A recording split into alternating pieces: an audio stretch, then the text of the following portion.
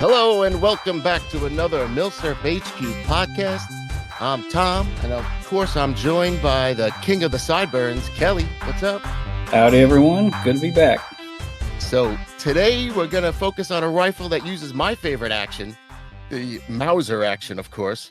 And like the podcast title says, we have some super knowledgeable guests on the show today to help us share some good info with you. And so I gathered my questions and put together a few games, and I'm very excited to talk to this amazing source. Yeah, today we're going to be discussing one of the most well-known MILSURP guns of all time.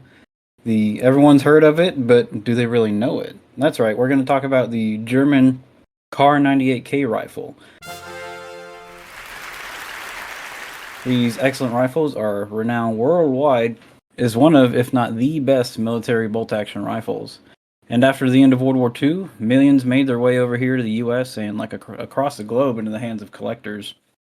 But despite being so widespread and beloved, they are one of the most difficult rifles to collect because there's just so many details and intricacies to know about them.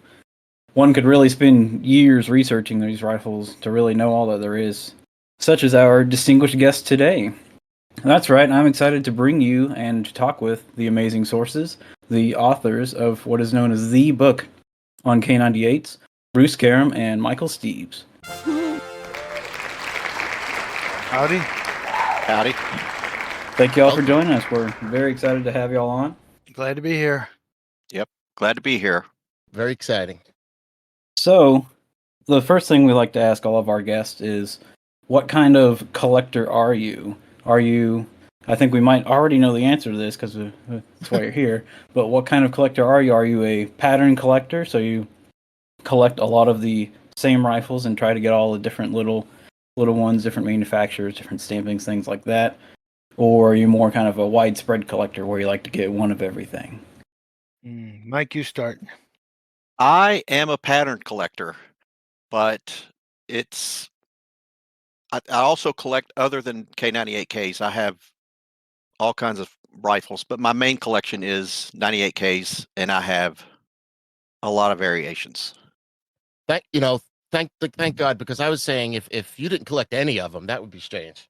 That would be strange. So I'm glad you collect a lot of them. What about you, Bruce? I guess I'm also a pattern collector, but I'm very targeted for one manufacturer. I collect the Mauser company specifically in terms of both the parent factory in Oberndorf and the satellite facility in Berlin, or Borsigwalde, or Wittnau is basically people characterize it as, but that's me. I'm a Mauser guy, actually. Very nice. I don't think All we've right. had a specific manufacturer collector yet. No. Well, the thing about it is Mauser is so big that it's Yeah, it's not hard to find a lot of them. well, to collect the whole suite would be nearly impossible because it's so diverse. Between all the manufacturers and the variations, it's immense. Well, how close are you to completing your goal? In terms of K98s. well, in regards to Mauser and Mauser Berlin, I'm really short just one code. So, Wow. Wow. Well, can you tell us what it is in case someone knows? I need a 1938 early year S/243 code. That's Wow. it. That's crazy. There's so many different ones, and I'm assuming you're talking the SWP ones and all those late ones too, right? Well, Mike can fill that in. Oh, actually, I'm the late war collector. That was my initial thing, as I collected everything that was December 1944 and later. And when I started out, I would not buy anything if it wasn't 1945 dated. And it's true. In fact, when me and Bruce met, that's how we met. I was buying 45 dated rifles from him, and we kicked it off. But yeah, that's how specific I was. Only 1945. And you set up a website dedicated to it as well. Yeah, latewar.com. Set that up 15, 20 years ago. And I was no joke. I was on it last night, and I was like, "This looks like the same site he had set up from 15 years ago." It's the same. I need to update it, but No, but I didn't mean it in a bad way. I Yeah. meant I Oh, it's meant like old. this. You've been doing it a long time. Oh yeah, I've been doing it a Well, long time. that's, I mean, the big kahuna is the K98k forum, obviously, but Right, and I Yeah. see the inception of it there on the page. It says we've just set up a forum. Yeah. Yeah, this is true. We set up the forum after the first book, Kriegsmodel, and it's been going ever since. Well, you just said Kriegsmodel. Now, I've been debating: is it Kriegsmodell? Is it Kriegsmodel? Is it standard model? Standard model? Could you give me some clarity on that, please? If you're from Texas, it's Kriegsmodel. I like that. There you go. Go with that. Exactly.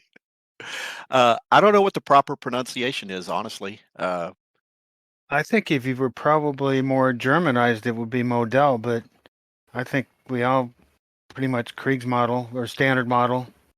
But I think the Germans would pronounce it Kriegsmodell, but it's cutting teeth there. And as far as I've been calling it the K98k, but of course you can call it the Car 98k, the 98k, as the books are, the Carabiner 98k. What do you use the most? And are you angry at people that use K98, which there's a bunch of people that say that's the Polish one or that's the Gewehr 98, or like where are you on that? What do you use? I love anybody that talks about Mausers. I don't care what they call them. If they call it a K98, it gives me an opening to talk about K98Ks and the differences. So it all depends on how you feel, and Oh, I've I'm seen it on I'm your good. forums. Some people yelling, saying the K98's the Polish Yes, AZ, and there are some people out there. I mean, we don't have a hive mind on the forum. We have a lot of points of view, and we let people roam free. We give people freedom there to act stupid or smart, whichever. That's true. I That's do true. appreciate that. There's no censorship. It's free reign. and it's not out of control. I've been there enough times to know it's not No, out of control. we've got some pretty good people that keep things on the straight and narrow.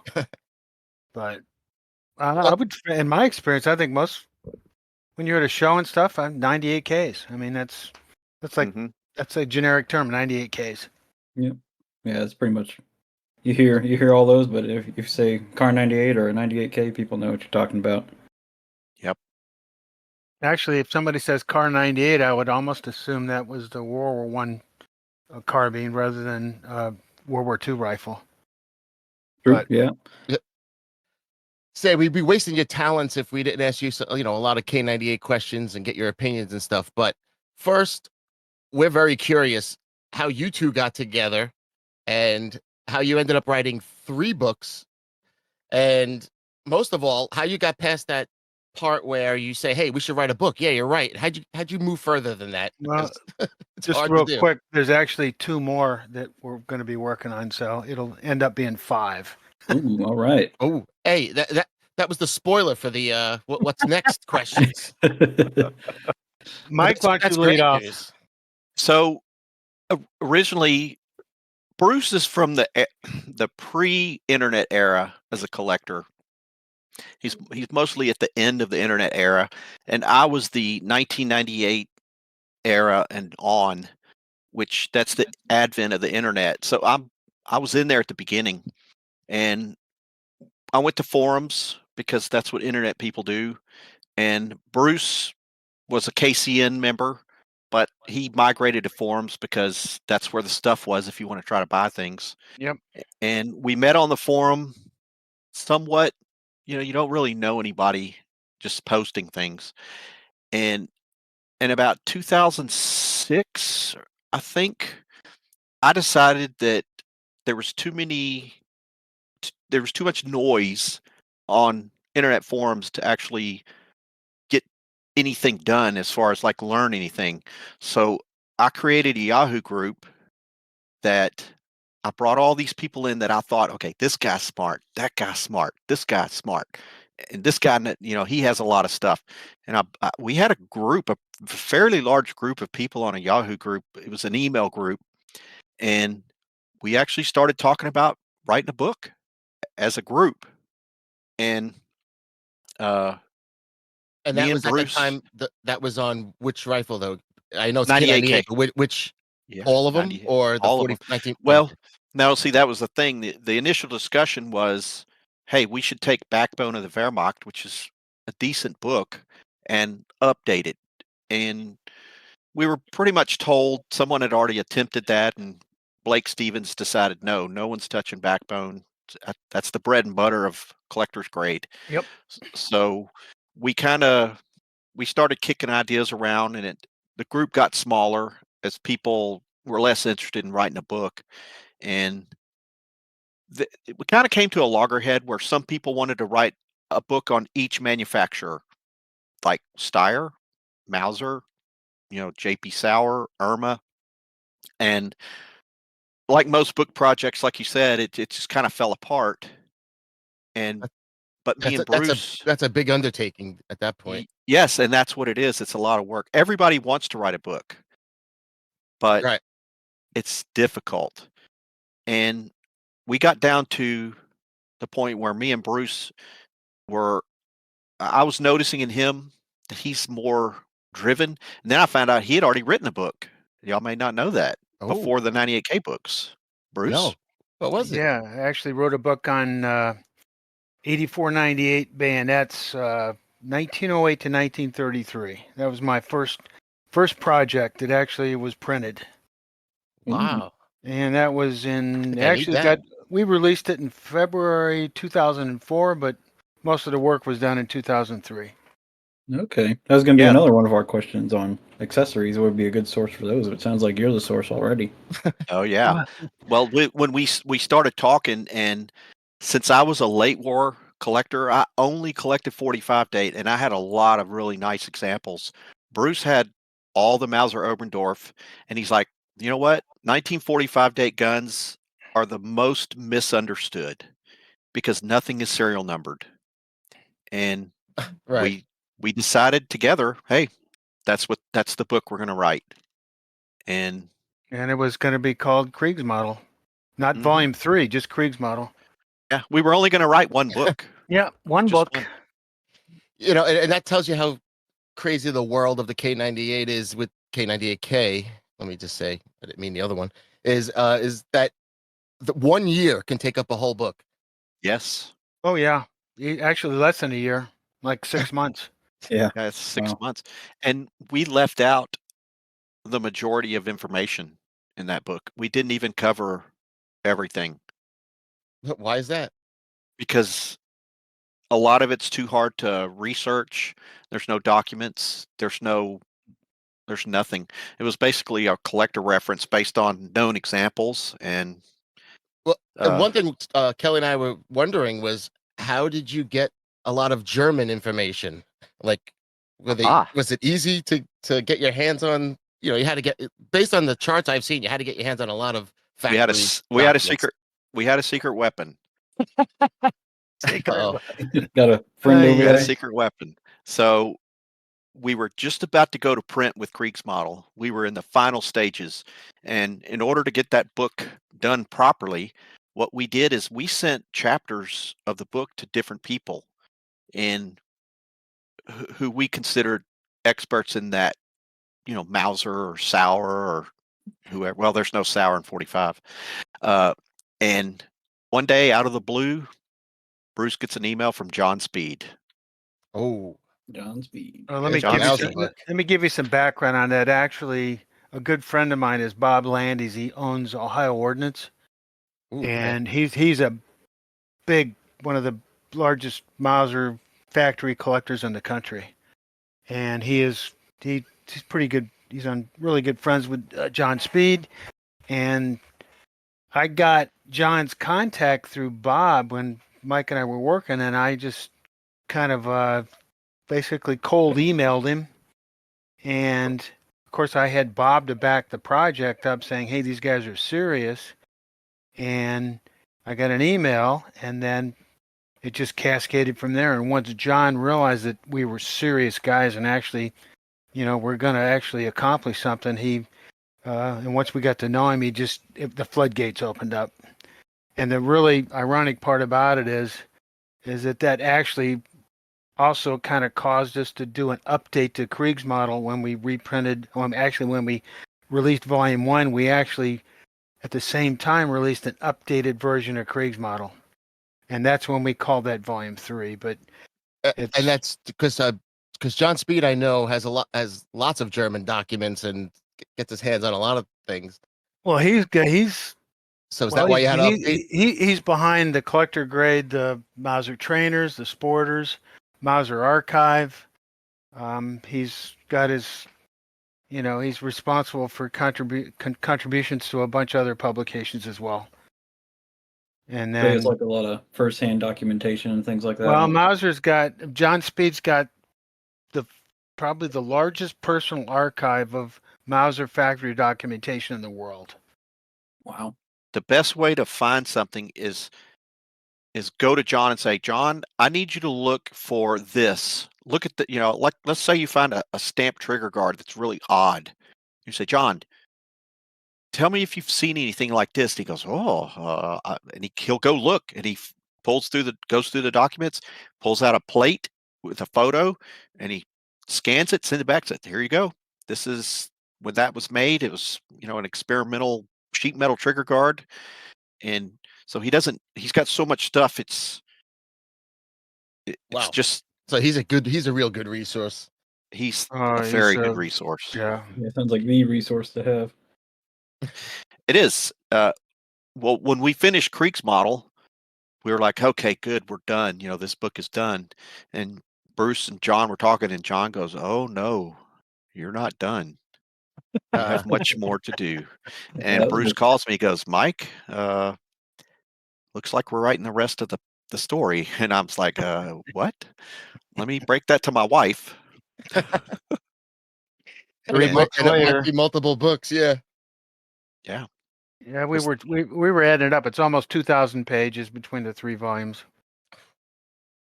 And are you happy with all your final products? All 3? Yeah. So far.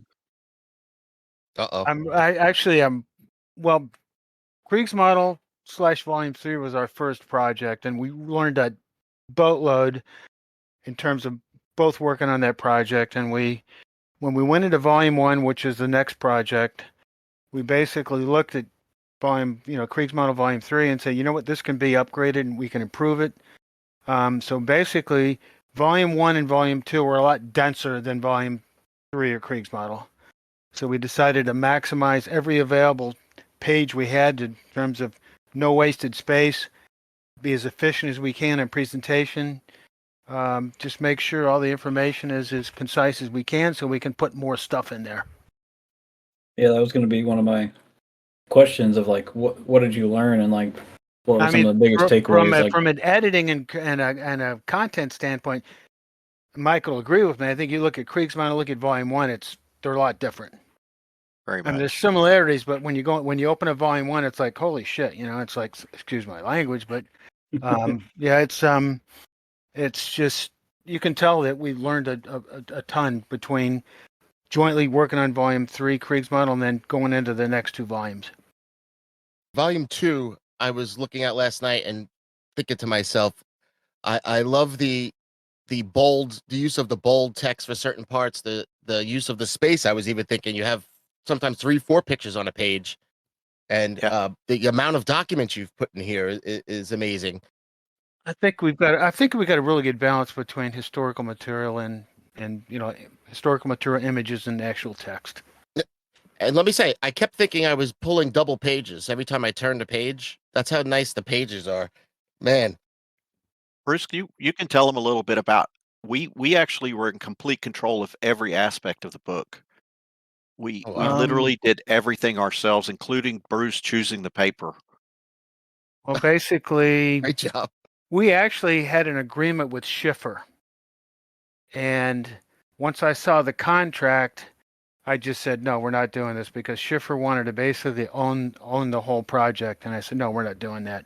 So that's when Mike and I decided we're going to just do this ourselves, and I'm really glad we did it, because we have total control over editing the content, who prints it. Mike, you might want to add to that. Well, I mean, you said it. We chose an American company to print our books. We Yeah, didn't not print in them overseas. Thailand. Yeah. It was the actual company that did it prints college textbooks. Okay. Yeah, I could see that. That makes sense. And we chose heavy paper that's Yeah, it's polished and enameled. It's high quality. We wanted a book that would last 100 years. yes, it And definitely will. And Yeah. that's one of the things that well, even when we released Kriegsmodel, everybody was going, hey, the quality is really high. And once we saw the finished product, it was like we were both really pleased. And I do love that you put nice color photos of, say, like 6 different Oilers or something next to each other. Yeah. You could compare them, and it's something that's useful on top Well, of just looking good. I think you'll see that follows through all their volumes is you'll see, we call them gallery photos, like groups of guns together, so you can compare them all. Yeah. Oh, Bayonets, Stock colors. cleaning kits, Yeah, I love that.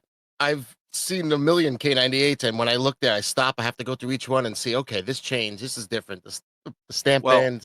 it's Love that. almost a sign of the times because we printed this book at almost the exact moment that color plate printing was the same price as black and white. So a lot of the guys that did books before us had the constraints of price, and our books are done. Uh, they're not digital print; no, they're offset.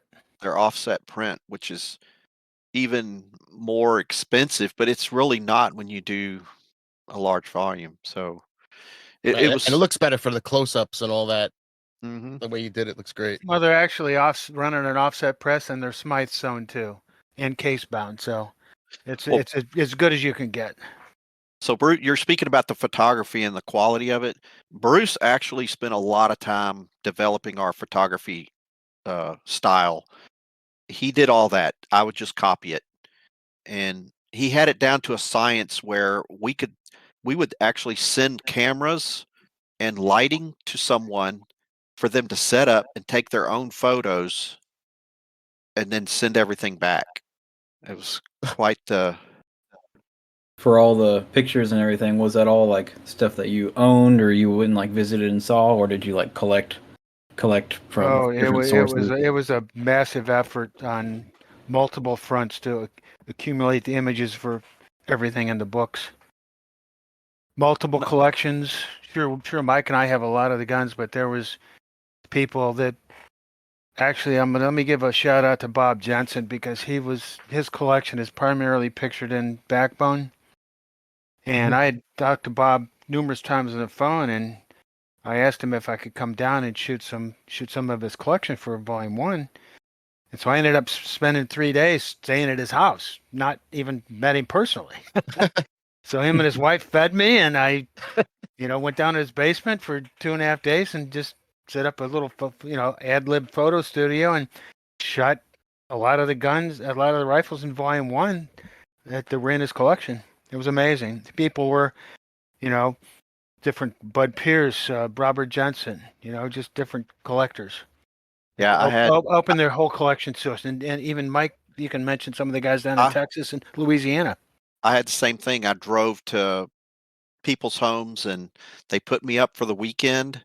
They gave me space and they manually brought rifles to me and I took photos for days. And like Craig Wow. Davidson, I think in Louisiana, and Dave Davis in Texas. So there was a lot of cooperation with the collectors, and a lot of that happened after Kriegsmodel because, like I said, everyone's going to write a book, but once you do it and people know, hey, these guys are serious, a lot of people opened up their collections to us. Yeah, you're for- not just for that. some guy on the internet like, hey, can I take pictures of your guns? Yeah, I mean, we had gravitas, so to speak. We Well, had yeah, you're right. a book under our belt, and they knew that we were writing another book. But that also opened up a lot of internet connection to the German collectors. There's some really good guys over in Germany that helped us with the book that we couldn't have done without. I'm Like, sure you needed some translating too. Yeah. Well, that was done on multiple fronts between, well, Mike did a lot of it himself. We had a woman in Jersey do it, a lot of it. And then we had another guy named Stefan Hansen in Germany, came in late, did a boatload of translations in Volume 1 and Volume 2. Yeah, it was really great as the books progressed. It was almost divine intervention where, let's say, oh, Bruce, we really need somebody in Germany that's good with technical German. And boop, someone would pop up and say, hey, I'm Yeah. Stefan, and I'm a technical German writer. Would you like assistance? It was kind of crazy. But That's we've fun. made a lot of friends doing this project, these books. It's been Well, great. I think one thing that Mike and I agree on too is that the books were Uh Uh-oh, Bruce crashed. He needs Fell 5 more over. minutes for his oh. phone. We might have crashed. Uh, I could tell a neat story about the beginning of this project. I'm I'm very artistic because of my job. I'm that's what I am. I'm an artist. That's what I kind of do for a living. No. Bruce is an electrical engineer, so he's very technical, and sorry about that. I dropped that's off. okay. I'm telling a story about you and me and our styles. So I'm very You both use two different parts of your brain. right. I'm artistic. He's technical. And when we sat down and started on Kriegsmodel, he wrote a chapter and I wrote a chapter. We split everything evenly. And I said, okay, I'm going to read yours. You read mine. And we sent them to each other. And Bruce is reading mine. He's like, oh, this is terrible. And I read his and I was like, oh my God, this is too hard to read because he was very dry and technical and factual, and He sounds like my man. I'm colloquial. That's what Bruce told me. He goes, your writing is very colloquial. I had to look it up. I didn't even know what it meant. And I don't know how, but we had a couple of beers and we worked it out, and I don't know how Bruce moderated his technical and I moderated my colloquial. You can almost not tell what part of the book was written by who. And they're about 50-50. Pretty Yeah, much. that's impressive. Because yeah, it's hard to get that balance. It's usually It's one way or another, kind of leaning. Yeah, and especially with two people. But the bonus to having two people and writing a book is you have someone to keep you honest or keep you working. Keep you on point. Yeah, I didn't want to let Bruce down by not doing my share. We would have weekly meetings like, oh, where are you at? Let's see your progress. And I'm like, oh, I'm working. I'm working. But That's it good. Some people just need a little tiny kick in the ass to get going. yeah, I and think Bruce is a machine. He's a machine. There's no doubt about it. no. It Yeah. got really tough at the end as Volume 2 was winding down. It was really hard. Well, we It know was- whose name is first on the book, so No, he must be the machine. no, it goes backwards. His name is first on Kriegsmodel. Okay. That's My name true. is first on Kriegsmodel. When Volume 1 came up, I was like, okay, you can have your name can be first. And when Volume 2 came around, he's like, well, we'll just do my name first. I'm like, sure, no problem. It's the honest truth is all I did was sweep the floor and get coffee. Bruce Yeah. wrote the books. Yeah. Yeah, that's how it is with us. Tom does most of the work here. No, you know it- what? We're not egotistical, neither one of us. And it's not about whose name is first for either one of us. But the next book will be my name first. Well, we also didn't want to put our pictures in the inset because it's like that's just not us. Right. I don't think I'd want to do that. No. I have about 7 or 8 searches because I'm still looking for a nice, cheap Volume 1 that I don't have to refinance the mortgage for. So I'll send you one. I put it as Karem and Steves though, because it's the Well, way it is on the cover. Wow. I'm not going to send you one then. Bruce can send it. Yeah, that affects the search. Yeah. That's a more expensive version.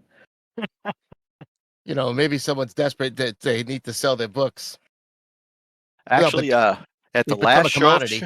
at the last show of shows, there was a guy that was selling Volume 1, And I walk up to the table. I'm like, "Oh, I'll take it." And he looks at the book. He looks at my name tag. He goes, "You wrote this book?" I was like, "Yes." He goes, "You're buying the book you wrote?" I was like, "Yeah, I can't find them." So, Yes. so I have one if you want it. I'm I've not got gonna. one. I'm not gonna take it. I No, would, but I'm not gonna. On the I'll podcast, I'm sell gonna it to say I'm you. not gonna. Yeah, let's do that. I'll sell it to you. It's a numbered copy. Oh Yeah, my gosh. you'll get a discount rate. No, he won't. No. You Full bitch. market price. A little bit extra because of the source. Hey, That's the only one you're missing. You actually have Kriegsmodel? yeah, somewhere here. Well, the ones I've been reading the last few days though is volume 2A because it's A and B. It's the last one I got, Yeah. Mhm. so That's the it's been a last while. book. Right. So I've been trying to catch up. Oh, that reminds me. One of my friends had a question. And then we can move on from the book if you're sick of talking Sure. Go about it. ahead. But Yeah. Yeah. he's asking what was the most difficult maker or model year, like to get information on what factory or if it was a particular year or. It's gonna be different for each of us because we split it. I can tell you for Oh, me, it was Irma. There's just no Well, actually, you information. know what? I was going to say Irma or BLM, Lubecker. Is Yeah. that just because like a lot of the records were lost, or they just didn't do a The whole lot of factory records? got the factory got bombed flat in That'll do it. 1944, I think. Yeah, Irma was really hard to get original information on. It was lean. It was very lean. The guy that ran Irma was he was a very big promoter of himself. If you know what I mean, he was very narcissistic, and Mike, was that there's Geipel? Geipel, Yep. and there's a lot of stuff about him that he wrote himself, telling Mm, everyone how good he was, and but it was difficult to find information on Irma, the company. Yeah. Yep. Those two, BLM and Irma, were the toughest two. Especially like Irma sold out in 1941 and becomes FIMA, yeah, which it's that's a little right. confusing. I'm never sure exactly what year that was. you're going to find out in volume 1. I have all that. I wrote that chapter. Oh, It's okay. it's laid out pretty good. I Well, did. yeah, FIMA ended in 41 and No, BLM Irma. ended in 42. Oh yeah, you're right. FIMA ended in 41. Yep. So that's one of the reasons why it's lean, because they didn't really produce deep into the war. Okay, yeah, that makes sense. And were they one of the places that were then making parts later on though? Yes. So they weren't bombed out yet, maybe. FIMA made receivers all the way till 1944. A lot And of those then companies like BLM that, just stopped. They yeah, were a lot of they those switched over to K43 and and the G41. and the FIMA company, Irma, switched over to MP44s Oh, and component production. Yeah, so Berlin BLM Lubricants switched to G41s. G41, G43s. Yep. No, oh yeah, Now, on that was now BLM continued to make guns all the way into 45 under the auspice, K43s into 45. yeah, that was another question that we had gathered is why didn't Walther ever make K98s? But it was always a I can answer that. oh I yeah, can all answer right. that because Walther has no factory space Mm, for large scale production. So, They were doing They made B38s. receivers.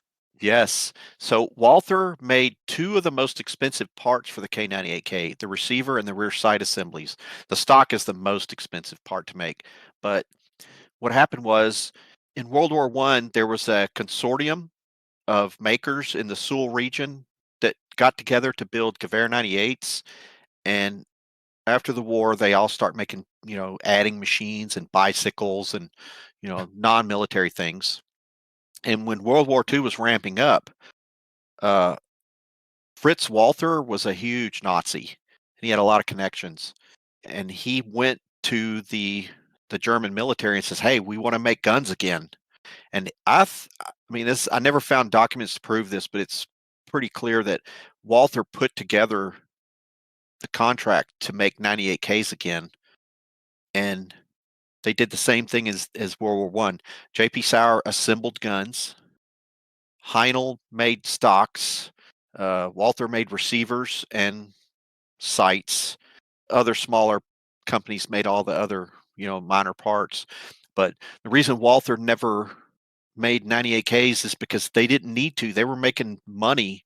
And this is another thing that most people don't realize in 98K stuff is these companies were businesses. Their job was to make money. And Walther made a lot of money making receivers and rear sights, and look how small they are. They didn't need space to make Well, that. just look at the factory. You see pictures of the inside of the factory, and it's just jammed in there. There was absolutely no more factory space available if they wanted to actually assemble 98Ks. There was no room. Mike's right. Yeah, and they Yeah. took on other projects like the G41. They had P38s they were making. Well, a lot of that was done in Neuengamme, the satellite factory, because Okay. they didn't have the room. Those K43s were mostly assembled off-site under the concentration camp system, with using forced labor, according to Darren Weaver's books, which I like. We're gonna get to some concentration camp questions too, because I have some Sure. questions here that we got from some friends and some listeners and social media send emails and stuff like that. So we'll Cover and that later. we're gonna come back to the book here with about what's next. Maybe I'll cut out that you guys said you're gonna actually write more. Yeah, do that. Because Bruce let the cat out of the bag too early. Bruce, I Sorry. told Exciting. you. Let's Yep, do this at the end. No. Spoiler alert. Right. That's very Well, exciting. You got me let's all reset. Yeah, piqued my definitely interest. definitely cut that out, and let's make that let's make that the last thing, because that's what people, they have something to look forward to if they like our books. Oh, and another question, or one last thing on the books. Maybe we could also have this at the end, but everyone always asks if they're ever going to be reprinted. We've heard that a lot. Yeah, right. Everybody asked that. Yep. Okay. I guess I can cover this. Bruce could probably answer it too, but it's expensive Yep. to print books. We self-financed the printing of every copy. We didn't have a company like Schiffer or Collector Grade to do it, so we printed approximately 2,500 copies of each book. So there's a mate for every set. We printed a little bit more of Volume 2 because we knew it would be the best. And some people would only want the wartime years. But as far as reprinting, That's a tough call. Question unanswered for now. All right. We'll leave it at that. So if I can get some financing from some outside company, you guys would be all down for reprinting, though, no. right? No, because Bruce is tired of shipping. This was the deal we made. I do all of the business end. He does all of the manual shipping. He's my shipping employee. And Yeah. when we release each volume, like when Volume 1 came out and Volume 2, I flew to Ohio and helped pack and mail. We clogged up the post office. We did. We had to go in the back dock area to drop off the books. Yeah, we did all this ourselves. When I say we did it ourselves, we did everything, including packing, shipping, Everything. everything. That's amazing. So, You said 2,500. yes, 2,500 of each volume out. Total is right around 7,500 books. Wow. Yeah, you guys worked hard. we did. We'll cut you some slack, I guess. We just sold out of Volume 2. It's gone now. We have a couple of copies on hand for, if we get somebody that has a numbered set, because that's one thing we offered originally was, and that's the collector in us. We offered numbered sets that they're numbered like 98Ks. They're like, 1A, 1B, 1C. Yeah. And, if we get somebody, we had one just, a week ago. Guy's like, oh man, I missed the boat. I've got book number whatever. And I was like, Yeah. we got you covered, bro. Yep, we do. All right, so I have amassed some questions here. We got from all Bring our 'em on. friends. So we'll start with some subjective opinion style questions first, just to see how you feel here about some things. Well, it's a nice easy one. Kelly, we'll take turns down the list. Go ahead. Do you consider the K98k more of a 33 standard model or a shortened Carabiner 98B, or a bit of both? Oh boy. I have my opinion. It's a shortened 98B, and I Ooh, have my reason for that. But let's see what Bruce says. Well, that's a tough question because the standard model is like a shortened 98B with a straight bolt. right. So, That's pretty much I the mean, only. really, the 98B really started the whole thing going because it's modern tangent sight, bent bolt, just has a 29-inch barrel. That's the only difference, really. All right, so So, we got two 98Bs. yep. Yeah. So on that, they already had the 98A from World War One. Why Correct. didn't they just kind of stick with that versus kind of creating something new? Was it just like they wanted a large ring receiver, or they just had a different route in mind for that?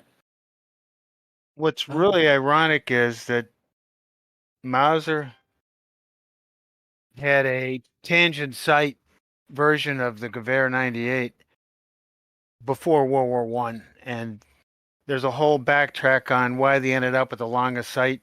There's politics involved, but there was actually a better rifle that the Germans didn't adopt, which is really, it's actually not surprising if you look into some of the politics and some of the turf wars going on in Germany at the time. But Oh yeah. um, We Well, knew there had to be a reason for the Langevisier sight to make it on there. oh yeah, there was some favoritism at Spandau actually, but I lost track. Where were we? No problem. Sure. K98A already existed. Why did they go for the B and then later on the K98K? So Boy, that's a really good question because that it is had a a good bent question. bolt, small ring, very nice, handy rifle. Probably just the tangent sight was already there. Were they still tooled up? I know the 98B was in the 20s. Were they somehow still tooled up for that No, type of Trust rifle? Or- that's those No. small ring production ended in 1918. It may Or- be the fact that the tooling was already in place. It also may be the fact, I mean, this is speculation. The Gewehr 98 was the standard service rifle, and it's a large ring, and the parts availability could have been an issue yep, parts for compatibility. the Waffenmeister group. It's Good there's point. there's a lot of things that go into a decision like that, but a lot of people think that the German army in the interwar years between World War One and World War II was efficient and competent, and it actually wasn't. A lot of those decisions were made by small groups of people. There was no testing. There was no, and a lot of this information comes from the Handrich Sturmgewehr book, which and you do think that like the Germans had someone supervising the supervisor, they did not. They actually did not. There was no one watching the hen house because no one cared about it. It was not an issue. They just they weren't thinking about that in 1920s. They had other problems. Well, plus it And was a politically chaotic time too, so there's a lot of upheaval. yeah. Yeah, But if you say the read least. if you read Sturmgewehr, there's a lot of information on that period with the development of the 98B that that he goes into some really good detail with documentation and stuff about that. We covered it in our book, and most of the information came from his work, and it's credited in there. But I actually spoke In with your him. volume 1, you have 98B, and Yes, okay, yes, you'll now I see because I'll now I make sure need you get a copy. I'll send you my PayPal. You can PayPal me for you it. got.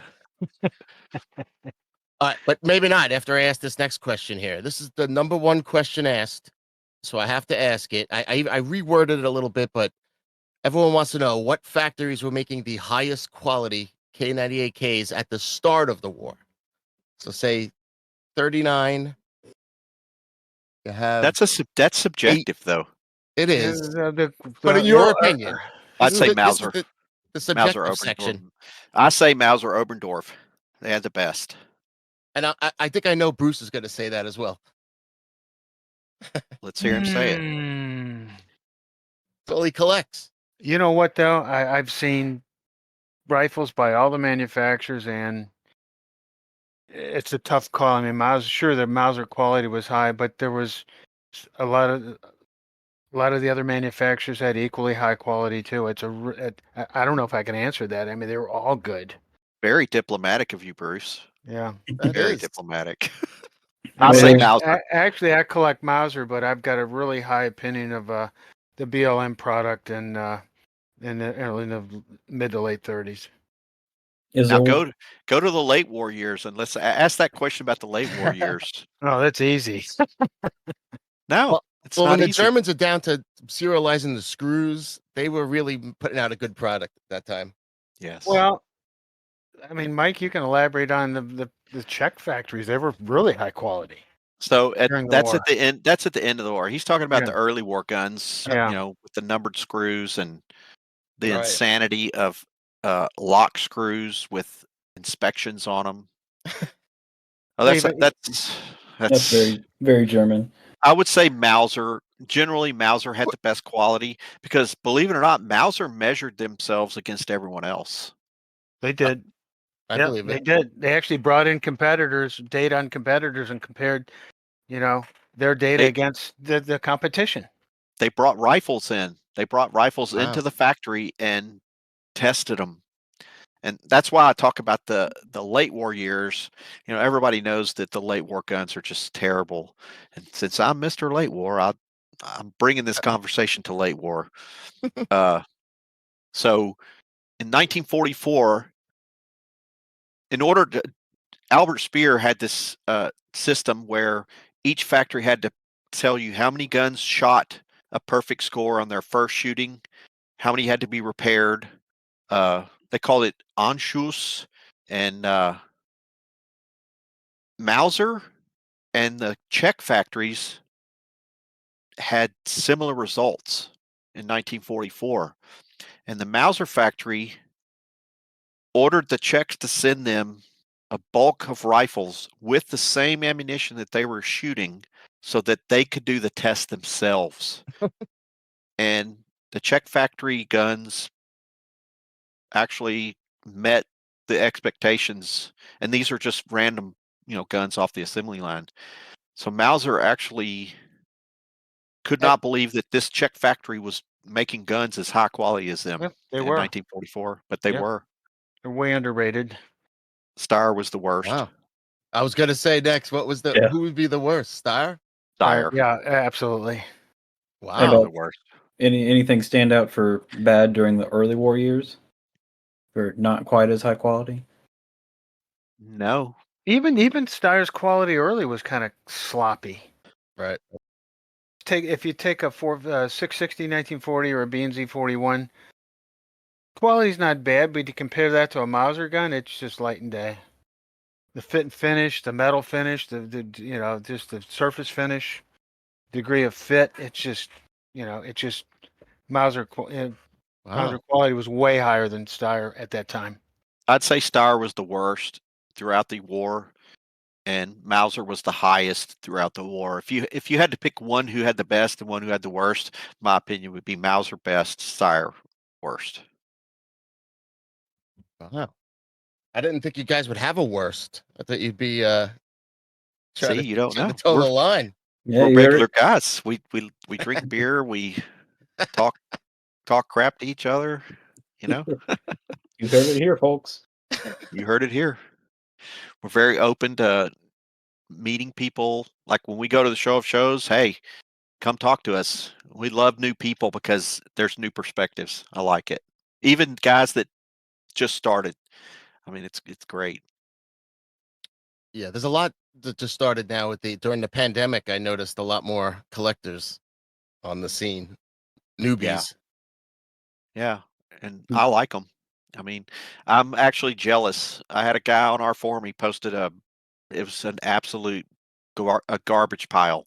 It was a terrible gun, but he was so excited, and I saw that as I saw that enthusiasm and I was like, yeah, that I remember that. It was nice. Well, we all had to start somewhere, right? Hmm. Yeah. Yep. You know, when we started in the old days before the internet was so big like this, you could hide your newbie status, but now you have people buying $1,000 rifles and then posting, "Hey, what do I have?" Is that Yeah. something that bothers you guys when you see that with a That's a K98? fool and his money, basically. Well, it's hit Yeah. or miss. I mean, you've got guys buying a boatload of crap for a lot of money, and it's like, dude, you didn't look at the books, you didn't do the research, you just thought it was nice, and you shelled out the money, and guess what? You got burned. So Yep. it's a roll of the dice. It truly is. Yeah, you see a lot of that with 98Ks, it seems like, especially. Yes, it's unfortunate, but if you actually look at other collecting genres, the same thing happens with carbines, Garands, O3s, Gewehr 98s, uh, Lugers. Oh yeah. Lugers, P38s. It's not a unique phenomenon that the 98K is full of fakes. Yep. It's It's just anything pricey, anything you could make money on. anything collectible You can make is a money. target. I mean, they make fake Beanie Babies, so everything is faked. Yeah, once you start hitting a certain financial, you know, shelf, then it And brings in that's all the unsavory people, and that's one unfortunately. and that's one of the reasons for our online forum is people can get almost all of the information from our books for free on our forum. It's not as laid out as easy, but if you Yeah. spend some time and learn, you can get everything from our books because a lot of it came from discussions on our forum between collectors. We Yeah. discuss these things. And Well, we don't play hide the weenie on the forum either. In other words, as versus other forums, that if somebody throws a turd up there, excuse my language again, but we're there gonna you call it go. out. We're gonna call it out. Yep, that's what I appreciate about that, especially like the for sale forum. People like I I mean, know. I've had to Big time. apologetically say, "I'm sorry, guy, but man, you got a bad gun there." I feel bad for the people, but it's like, Some people take it well, and those are the people that usually stick around and turn into something. But some people do not like to be told that they're wrong, and they will go find someone else or somewhere else to tell them they're right. And there is avenues out there that will tell you, "Oh yeah, that's good." yeah, they can go to Yeah, the Facebook forum. they're looking for Oh, an echo chamber, you and Yeah. slam you when they slam get the Facebook, truth, Bruce. Did you Sorry. just slam the Facebook people? Oh Facebook's yeah. tough. Uh Bruce did There's good that. and bad on Facebook. There's good and bad. Bruce did that. I didn't do that. Sorry. There's a lot of Bruce bad, Karem but there's some good. Bruce Karem did that. Okay, bad me. No, I'm just kidding. He's right. All right. Another one of our questions that we gathered on just random manufacturing things, this one's specific to Mauser, is why would they take on a contract to make 98Ks for Portugal in 1941 when they're already in a war? Sure. Business. Yeah, they Taking needed money. orders. If you've got manufacturing capability and you got a big order for 60,000 guns, if you can manufacture them, why not make them? It's good business. There's something you got to remember too.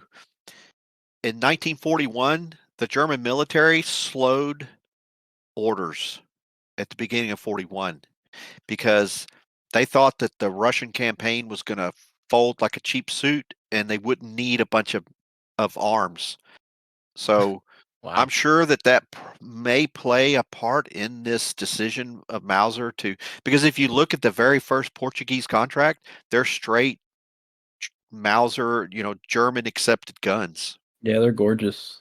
Yeah. Yeah. But I'm saying the very first ones are 100% Wehrmacht guns with Portuguese serial and insignia stamped on the stock. There's literally no difference between a 37, Wehrmacht gun and a 37 Portuguese. No, that was the first model in 37. The Oh yeah, the 41. contract in 41 was Oh yeah, you're right. still specifically walnut style guns, but they were all military inspected, just like Oh a yeah, you're regular right. 98K. Yeah. I'm confusing the two. And they're almost priced the same as a K98K. Yeah, they are. You seen those? Yeah. Actually, a mint Portuguese with a matching bayonets has a really expensive price point now. Oof. Yeah, I could see that.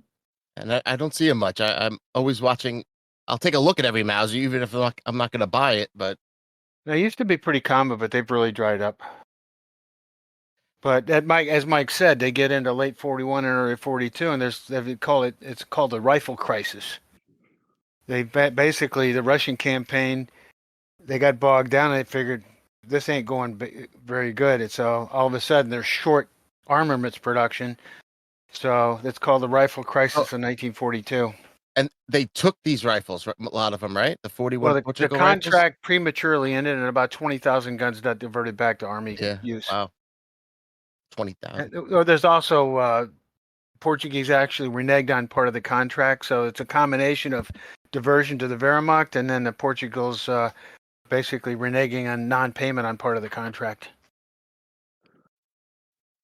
This is a question I actually had. Was there any design feature or update you wish that was made that was made to the K98k, like adding sight ears or peep sight or increase the magazine, finger grooves, change the wood, something? I say no. It's a beautiful gun. Ooh, I that's a like great it. answer. I like it like it is. Okay. It's beautiful in all its forms. Mauser did experiment with the protected front sight that they used on the model 1935 Chilean carbine, and they Oh. actually built some 98Ks with that protected front sight. Ooh. And in fact, there's a picture of in volume 1. There's a picture of a guy shooting one of those prototypes. Okay, that's cool. That would have been the only kind of a cool thing that they could have done. Otherwise, Mike's right. I mean, it's a pretty streamlined design. On the praise of the 98K, where would you rank it to its peers of the time? So the other bolt action rifles that it was either up against or fighting side by side with, like the Lee Enfield or the Carcano, the M95, Mosin. Moss 36, Type 99. Where would you kind of rank it within that range? I assume it's probably near the top. Mike, you go first. Of course. Let everyone down. I would say that, I mean, the 1903 was a copy of the Mauser action, so you can just throw that one right out. I would say the K98 guy to say that about the 1903. yes, I know of it is, course. but it's still. Of course, I'm going to say that. It was It's an improvement. whatever. Keep it up. I would say the Lee Enfield was a. Have you ever shot a Lee Enfield? It's very smooth. And Yeah. the detachable magazine was really nice. Yep. And the sights are really good. But Paul Mauser moved away from cock on close for a reason, I think. It's because when you cock on close, it's difficult to cock. Yeah. It's hard. It takes a lot of effort. And I would say the infield is up there with Mauser. I mean, if you're going to put them on a list, I'd say infield and 98K are on par, but you can't compare a Carcano or an 03. I mean, an 03 is a really nice gun. Don't get me wrong. The I 99 is have another some. Mauser ripoff. The 99, that's The Type 99 is actually a really good rifle. Oh, and the Mosin is it's Bottom. rough. Crude but effective. Yes. It's crude but effective. You know, the guns were all serviceable. Even the Carcano's not a bad gun. It's a strong action. It's simple. You know, the 6.5 is a little weak, but There's a little accuracy thing with the K98 that people say it's the most accurate, and then there's people arguing that it's not. oh, that's You know what? It really is going to depend on it's like any other accurate rifle. The stock, the barrel, the sights, all those can be factors in accuracy with a Yeah. Mauser. And a lot of people that have problems with 98K accuracy, their guns are mismatched. You know, they've got the stock from one gun, bands from Right. another, sight from another. So when the Germans built these guns, they test fired them, and they had requirements. They did. If they did meet requirements, the gun got routed back for rework internally. And even scrapped. There's a percentage, I think 5% of guns that were made that were completely scrapped. We call that a yield rate on overall production. Yeah, they had a yield rate. I think isn't it 5%, Bruce? I Something like think that. it's somewhere between 4 and not up. We figured around a 95 or 96% yield on overall production. So that means Wow. 4% of the guns made were totally disassembled. The parts were ground of serial numbers, and the Well, parts they were could also fail pressure test, proof testing. They could have failed that. They could have failed repeatedly failed accuracy test, and just the gun would not shoot straight. so saying this Mauser's not accurate, and that's where you get that where one guy says they suck and one guy says they're great is because they're shooting two different things. Some of it could be political too. Some guys are, very Pro. territorial. And, Yeah, the U.S. right. guns are better than the German guns, or the British Sounds guns like are better. It's there's a mostly pro that. 1903 guy here. No. It's mostly no. It's mostly that though. It's mostly that when you are a fan of one of the rifles, you'll defend it and figure out a way to say it's better than everything else. Yeah. Mhm. But It's what we true. all agreed on was the Carcano and the Mosin are a step below Oh yeah. the K98 and the definitely. 03. Yeah. They're very robust, but so is a Dodge Dart with a slant 6. It's just Right. not that great. So we purchase a lot of guns online on auctions, gun broker, proxy bid, all that stuff. Do you guys do any purchasing online? I was curious. Yeah, I do. On gun broker, or do you even go into like Rock Island auctions and Morphe's? I bought guns at Rock Island. I bought guns from Gunbroker. I bought guns from various auctions in different parts of the country. So right I- off the bat, can we just agree that people that don't take a clear picture of the receiver or deserve to be Photos are everything on an auction. Yes. Take a picture from 10 feet away. Mike, I like those auctions. Didn't you buy that BCD4 you traded me with very limited pictures? I did. No, there was no photos. None.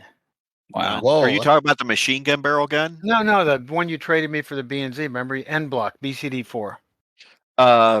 Geez, that's been so long ago. Yeah. But let me think about that. Yeah, Yeah, trade you to my. Yep. I bought it. It had very few photos. I bought my first machine gun barrel BCD4 on Gunbroker. It had been on Gunbroker for years, and there was no photos. And when you contacted the seller and asked him for photos, he would send you. They wouldn't go through. He couldn't send photos because they were too big. So I said, "Send me one photo." And guess what? It came through, and it was a machine gun barrel BCD4, and it'd been in there for years, and it was priced cheap. Wow, you got a nice deal. Yeah, and that's how you do it. You get lucky.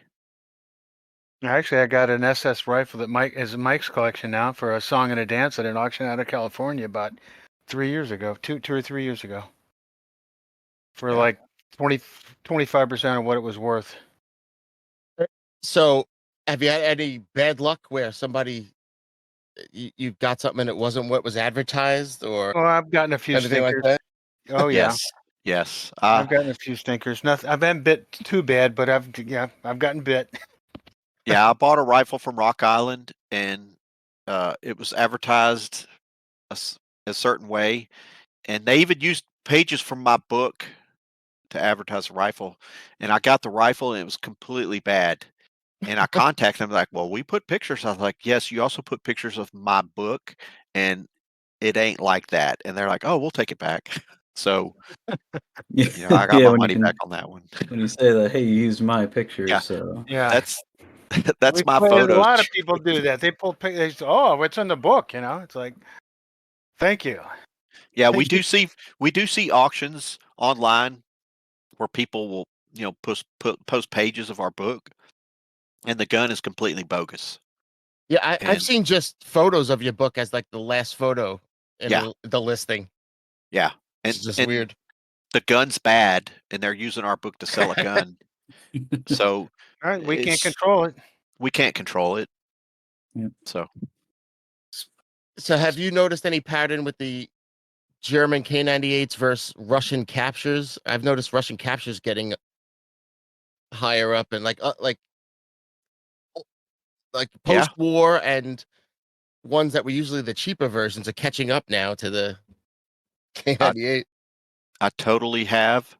And I mean, I've even participated. I bought a Russian capture 6 months ago and paid like $800 for it. All right, that's Seven, good. I'm glad seven, it's that much for you too. 750. Well, it was on our forum for sale, and people were going, "Ah," and I was like, "That's a great gun for a decent price." I bought it. It's sitting here. So, I like 98Ks. It was an AR-43. It's really good condition. All original Russian. A lot of those Russian capture guns have been modified, and this was one that hadn't been. And I'm like, hey, this is So collectible. of the how many 12 million plus made, how many are do you think are like what? I don't want to give exact numbers, but like how many do you think are original and not a million things done to them? Like, is it a very low percentage? Because you just said all original except for it's a Russian capture. Oh, that's a tough Yeah, question. Like, that's is it a tough. well? Is it a lot or a little? Give me A that. lot, a little, A little. a little. I'd Yeah, say that's less than a million, probably. Uh, Maybe I guess way like less. probably most of those would be bringbacks to the Well, U.S. I would say that at least half of the production was ended up in Russia, and probably half of that got destroyed, and the other half got Russianized. And then most of the captures in the U.S. region were destroyed. The British didn't destroy the weapons they captured. Um, so, yeah, It's it's too that's too subjective. I a don't think you really can. hard question. It's a really hard question, and you see an all matching gun, and you naturally think, well, this must be a vet bring back. But there was a lot of guns that were imported in the 50s and 60s that were completely matching, and There's a ton of good they were guns just that came in closeted through until. inner arms. Yeah. I was going to ask about Royal Tiger imports. Are you familiar with those guys? I am How do you feel about these? Their K98s, either they're wire wheeled or the other ones are refinished. How do you feel about garbage, people? garbage. Thank They're you. garbage. I mean, for the price people are paying, you can find a nice gun, even if you found one that was completely mismatched in better condition Yeah, than that junk. I'm sorry. That's just my opinion. they have some rare variants that sometimes are like $150 or 200, where you all right, maybe someone rolls the dice, but those K98s were all about $1,000. Yeah, They were That's terrible. just bad. that's poor guy that tries to unload it down the road after he's shelled out $1,000. Right. There's a lot of collectors of MILSURPs that don't have time to do research, and I know this sounds callous, but they're sitting in a lounge chair or a rocking chair in their house, and they're confined, maybe because they're older, and they believe things from these companies. They believe the hype. You're giving too much credit. Like, it's Yeah, just I know. it's the ease of clicking add to cart and send. Yeah. But I'm not really doing that because I've met these people. That's the thing. I've met these people that have bought these guns, and I feel bad for them because they're falling prey to the consumerism and Well, it's hype the too. advertising, Yeah, the Speaking hype. of, it's the uh, YouTube hype. Uh-oh. um, Wait, he said, speaking of, I know what's Yes, coming. he I knows. think I There it think you is. know what's coming. I'm sure I this know will what's make your coming. skin crawl of Mitchell's Mausers. I Oh, knew gee. it. Yeah. I knew that would come up. That's okay. I think Those I already guys, know your opinion on them. The actually, lowest of the low. yeah. Well, to me, it borders on criminal. Absolutely, Oh, I'm so happy to hear you say that. it's so It's bad. terrible. And they took advantage of older people, like I said, that got their ads and hyped up these things as Well, See, something I they're didn't not. know they added serial numbers and markings and all that. I thought they just refinished them, which was Oh no, all of the added up. numbering on them are fake. All the bolts, Yeah. trigger guards, bands, all that numbering is, I say fake. embellishment. embellished. I mean, And then they it's make a star out of the Russian capture X, or they add yeah, a they Well, make it didn't look they like a actually snowflake.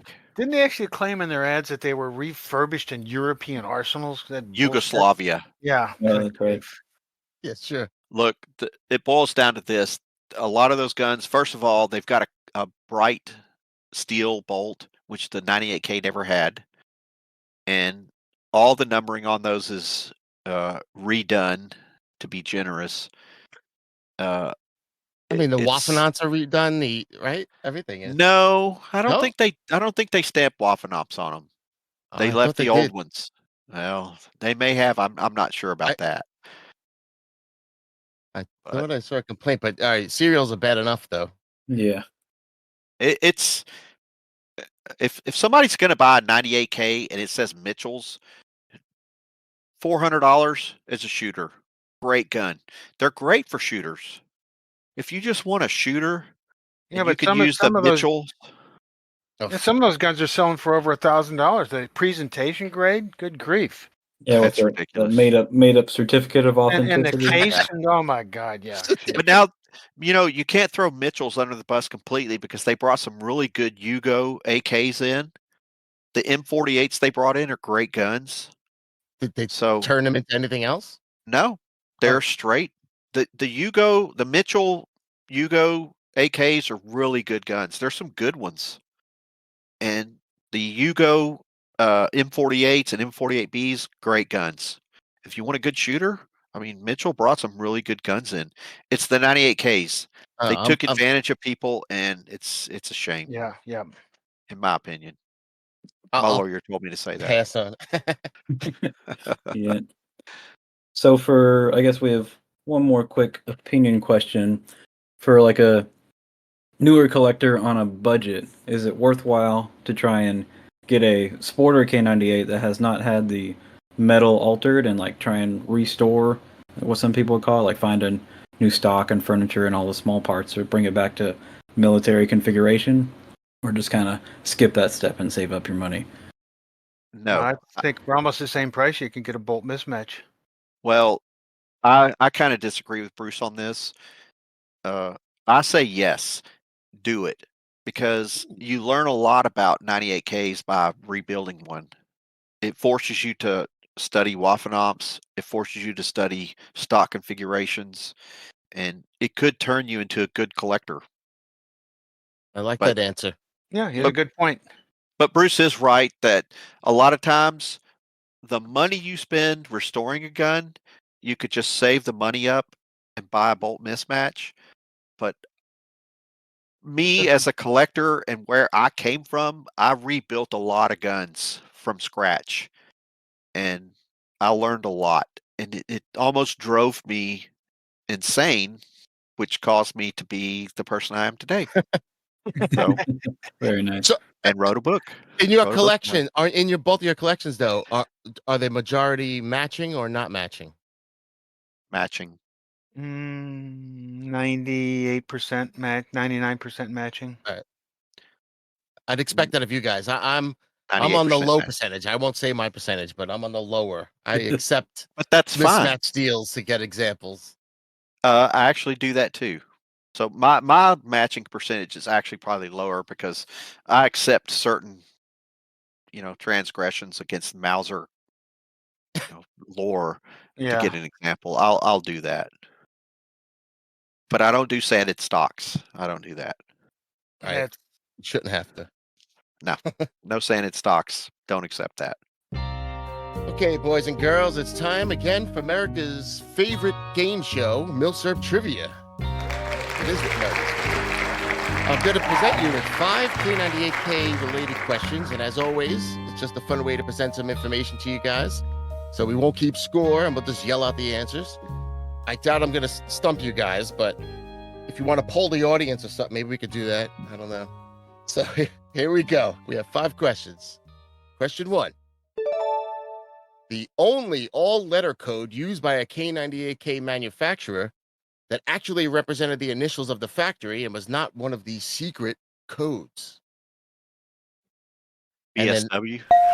yes, of course you know, but my question is, of course, why Why were they the only one that didn't use a secret code? I think I know the answer. Well, You Mike could yell did it the out. chapter. I did the chapter Oh, perfect. because, okay, the Treaty of Versailles only allowed one factory to make parts for the German military, which was Simpson Sewell, and BSW was taken. BSW took over Simpson, and I think that because they were the only factory actually allowed by law to make Of the conveyor carryover. 9890 carryover, that's why they were allowed to use their Ooh. actual factory name. That's my opinion. I don't know if it's true, but it seems to make sense. You know what? I like that answer. That makes sense. I like it. There you go. All right, I'll take it. All right.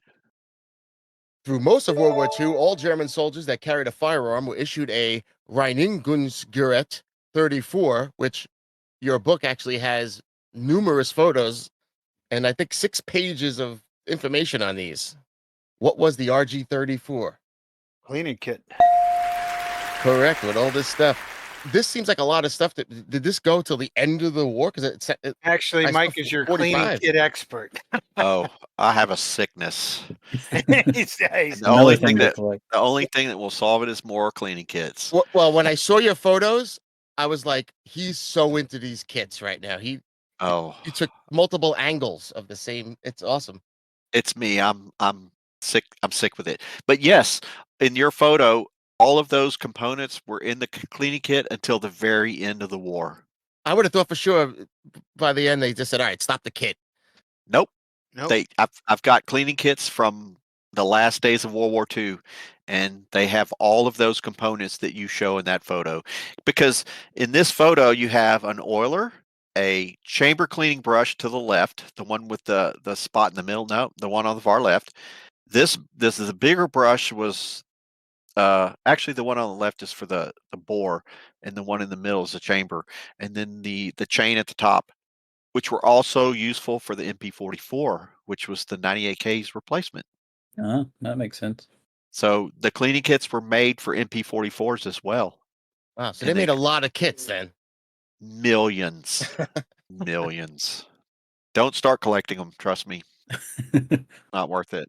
You need to get the book to see the real number, but there's at least 8 or so different latches on them. It's crazy. It's worse than that, but go ahead.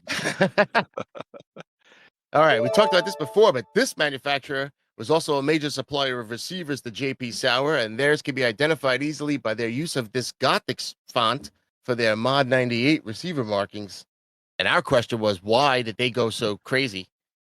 That's a I would final say question, Mike. it's That's a FIMA, follow-up, but yeah. it's also Irma. I called it Irma, but I wasn't Irma. sure if FIMA and Irma did the same. And they did, but the reason why is because Irma was an old school World War I manufacturing facility, and they loved the old Gothic German things. I'm assuming, and they stuck with that Gothic script for a long time. Actually, with FIMA, they changed it to the standard block lettering. Yeah, I was gonna ask, was there like a standard or like a mandate, or was it just like make sure it says Mod 98 on the side? We don't care how it's written. That's anybody's guess. There's no paperwork that says one way or another, but you know, at a just certain like point, just like all the different fonts they use, there was no standard on that. well, there was a Yeah, certain that's point annoying. in Germany where they went from Suderland script to the I can't remember what it's called now, a more block Latin Latinish. font. Yeah. Well, no, they had there's a term for it. I don't know what it's called now, but it was actually mandated. The font change, and if you look at manuals from the period, starting about 1941 or 42, the Germans mandated a change in script to the new Latin style block script. So it was actually, top down control, just like all other authoritarian regimes, top down. My last 98 I got because I was debating it, and then I saw the Gothic script. I'm like, oh wait, this is a nice Yes. Gothic script. I'm gonna get it, and I got this. This was the deciding factor. You pattern collector, you. Sorry. I needed an early one. I have a 36. Ooh, So I have an early, That's a early. middle, and a late, but I don't have Kriegsmodel or Kriegsmodell yet. I have to get there. that's the most important one. I know. I could tell from your full book on it. I mean, it must be crazy that how many have you touched in your hands at this point?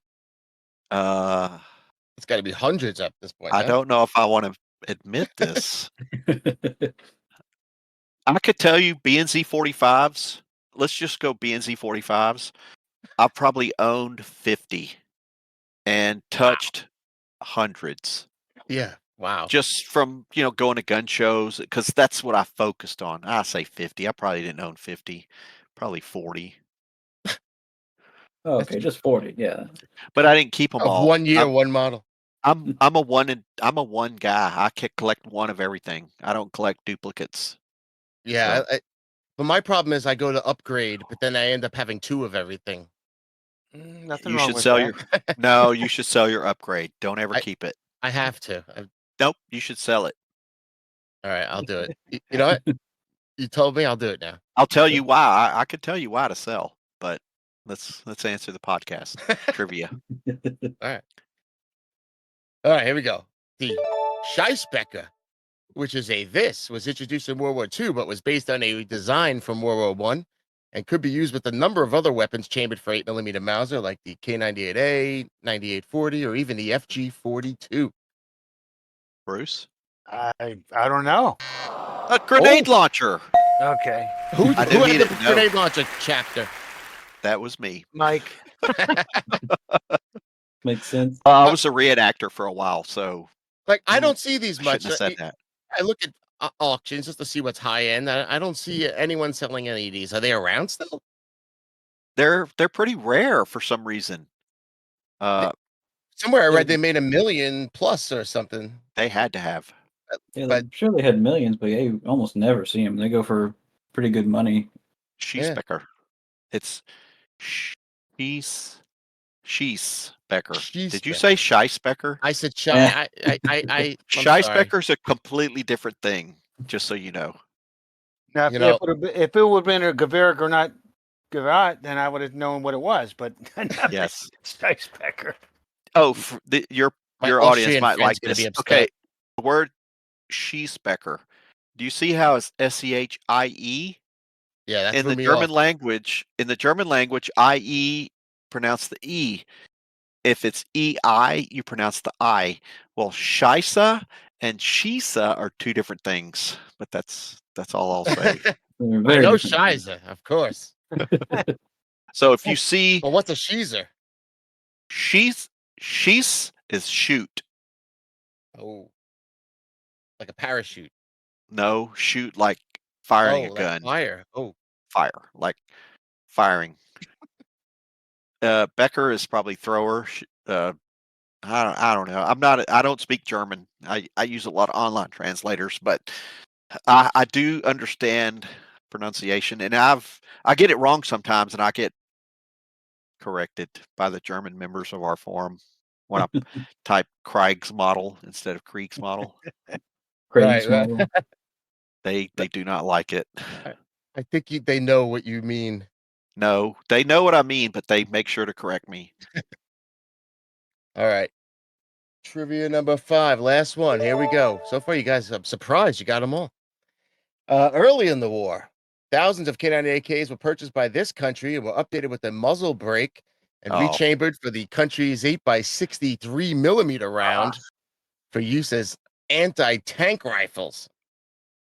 What'd you That's think of actually these? incorrect. That's actually incorrect, but Oh, come on, Tom. You know what? Let me. I'll tell management. We'll get up there. Tell them.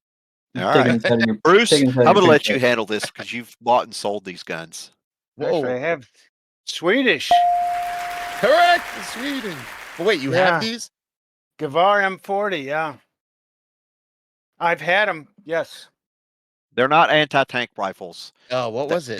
The I know it's a 8x63mm round is their machine gun Yeah. round. Yep. And what they wanted is they wanted the number 1 and number 2 and number 3 guys for the machine gun crew to use the same ammo as the machine gun.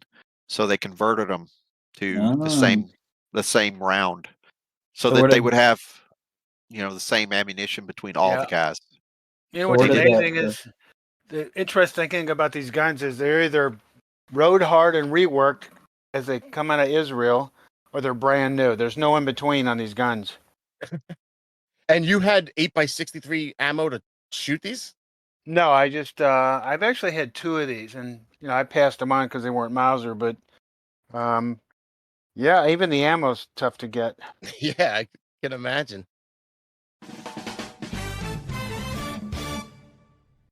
That was fun. All right. Bruce got one wrong. Sorry. Oh, we Keep that stumped in them. mind. Gotta go study now. All right. So we'll move. No, he knows. We'll go to different questions now. We'll move Okay, away cool. from the trivia and the user submitted ones, and we'll go to some more technical, not too crazy though, because we are on a audio podcast. But one thing to note was I was going through a bunch of questions and I noticed a bunch of patterns. A lot of people asking, even on your forums, is my rifle correct? What could you tell me about my rifle questions? So all those people, I said, go get a book or look at the forums. That's something you have to figure out yourself. I think that's a lot of our responses from the moderators is, hey, we've got books, we've got a picture reference, extensive picture reference on the forum. Do your homework, guys. I mean, Teach I them think a lot to of guys want to fish. take the easy way out. Oh, I bought this. What I got. Come on. Yeah, especially with the internet, it's so much easier to Well, research now. I'm a little Crazy. more moderate on that. I like to try to help those guys, but you can tell within one or two posts if they're Serious. redeemable. Redeemable is the word I use. A lot of those guys, they really don't care. They want to know if they got a deal. That's it. They care about the Right. money. That's true. If you care about the money, then our forum is not for you. If you care about the history, there's a lot of guys that will help you dig down deep, even if you have a completely mismatched gun, and help you explain every little marking if they can. Yeah. And that's really what It's it boils down frustrating. to. Do you care about the money or do you care about MILSURPs? MILSURPs, Uh, I say. Now Mike's right. There's guys that look at it like two classes of people. One guy picks up a gun and said, "This is really cool, history, the features." Other guy looks at it. Oh, what's it worth? That's Yeah. I see that all the Right. time. Yeah. Not redeemable. Not redeemable. We hang out with I don't know if you follow MILSURP World on YouTube. It's Danny and Aaron, those fellas. But we No. hang out in that Discord, and one of our things is there's nobody there that is just asking for how much it's worth. It's more about this is really cool. Look at this history. What could you tell me about it? Yeah. So I appreciate that about those fellas. Yeah, and the Yeah. 98K world is the well of 98Ks is so deep. And trust me, me and Bruce have written four books on it. I still haven't seen the bottom. It's deep. There's much more. And No, if that's you if you want to get into something that you'll never find all the answers, this is it. No, Yeah, you never find all the codes. You'll never find all the variations. It's impossible. We learn something new every year. Every year. Even when I was trying to make a list of every manufacturer code ever, and I started writing them down, and then all of a sudden my list became /MB. Now all of a sudden, there's so many of them. Yeah. And I said, "Wow, there's so many stories here. I don't know." yeah. Well, That's one of it's like BSW. When I was writing the BSW chapter, everybody knows BSW started in 1937. And look at that. I like that little chart you got. So everybody knows BSW starts in 1937. And Oh, I got an email from a guy from Russia that said, "Sir, this is what I have." It was a BSW 1936. And I was like, uh-oh. "You're Ugh. kidding me." It's the only one that's ever been reported, and it's legit. Really? I thought you were gonna say it was fake. Nope, completely legit. In fact, about 6 months ago, a friend of mine that lives nearby says, "Hey, I got something to show you." And he's like, "I got a BSW 1936." I was like, "You're full of BS. No way." He pulls out a barrel from an MG MG08, and it's marked BSW 1936. So they do exist, but they're exceedingly rare, and there's one or two at least in the United States. So you guys get out there and find it. It's gold. Oh, I've got a surprise. I've got a surprise for you guys. I've I've got a surprise for you guys at the end. That Ooh, all right. as far as like 98K production, I can't wait to drop it on you. But Ooh. All right, it's gonna don't be forget. fun. Don't forget. Oh, I'm not gonna forget. I'm waiting. I'm waiting for the moment to drop this. All right, all right. All right, I'll move on here. Here we go. Yeah, So hurry up. a big group of questions came in that were people asking about when things were done, like when did they switch to the cup butt plates and the laminate stocks and stuff. And I told them all, go to the book, go to the forums. But We can tell you. can we Yeah, clearly say, was there a set time for all those changes for all the manufacturers at the same time, or was it different per manufacturer? It was not uniform. No, it was different per manufacturer. Like the removal of the underside of the rear sight, right? They had the graduations on there, and Oh, like cup butt plates. Supposedly, Right. cup butt plates show up in 1940 coded rifles, but I'm pretty sure they're early 41 production. But Mauser Berlin used flat butt plates well into 43, so that blew. It wasn't uniform, but that's the only manufacturer to use flat butt plates in 42 and 43. By early 42, it was all cup butt plates except for one maker. So when those Uh, changes happened, was it like a mandate that came down, like, all right, everyone most- do this? Most And of they the were just- changes happen in a lot of changes happen in 42. They simplified production, and then a boatload of changes happen in 44 with a much more simplified production. so pretty much everyone was told what to do, but they weren't. It wasn't followed up whether they did it immediately or not. Exactly. That was mandated by the armaments office. Yeah. But it wasn't followed. It wasn't followed strictly. You could tell that. Like they could You take as can long as find. they Yeah, wanted, I you could. guess. Well, you can find paperwork that says you will do this, and then if you look at the examples, they didn't do it. So it's probably Yeah, but more a symptom. that could have been a physical situation with the factory or something. maybe. Exactly, and that's what they would say. It's like, well, we have 100,000 flat butt plate stocks. We can't convert these, and they're like, okay, use them. yeah, they're The not gonna. Germans were very practical, but a lot of the changes like sight hoods, flat butt plates, like laminate stocks, 1937 Mauser, you start seeing them. But they don't show up at other manufacturers in 1937. Actually, I thought they showed up in late Sauer and Berlin as well in late 37. Probably did. Yeah. I don't remember all that stuff. I wrote a book, so I don't have to remember it. Just your And- big personal note sheet. And for the record, it was the laminate was actually a stronger design, right, than the regular Oh. walnut. A lot stronger. And easier to manufacture because walnut stock blanks had to dry for months. Laminate stocks did not dry. They just created them. Well, the development of laminate actually started in 36. Ooh. And it took them a year to get it all ironed out. So is there any truth to the red versus the white glue, one being stronger, or is it just kind of just a It's true in my opinion. Well, they had a Oh. lot of problems with the white glue just falling apart. Some of them. But not during the war. This is post-war. During the war, it didn't make a difference. Yeah, but Okay. the storage just degraded the glue. It's mostly white glue you see delaminating. Yeah, and that's a collector thing post-war. But like post-war 50s, 60s, or post-war 90s, 2000s. Like when did Who it knows? deteriorate? Who knows? Oh, I don't know. It took 70 years to do that. Yeah. Yeah. It all depends on how it's stored. I've got rifles with white glue stocks that are perfect. It just depends on the batch I've- because I got a BYF 44, ZF 41 with a white glue laminate stock, and it's absolutely perfect. So it's all about storage. Yep. So a lot of people were asking about the Kriegsmodel rifles if they were functionally different, and I was under the impression like the Arasaka rifles, they used more and more stamped parts, and then by the end, even though they didn't look pretty, they were still functionally the exact same, insides. Yeah, Guts. they had the same acceptance standards as a 1944. Like gun. bolts, barrels, and receivers weren't changed, were they? Yeah, I mean the metallurgy was strictly controlled.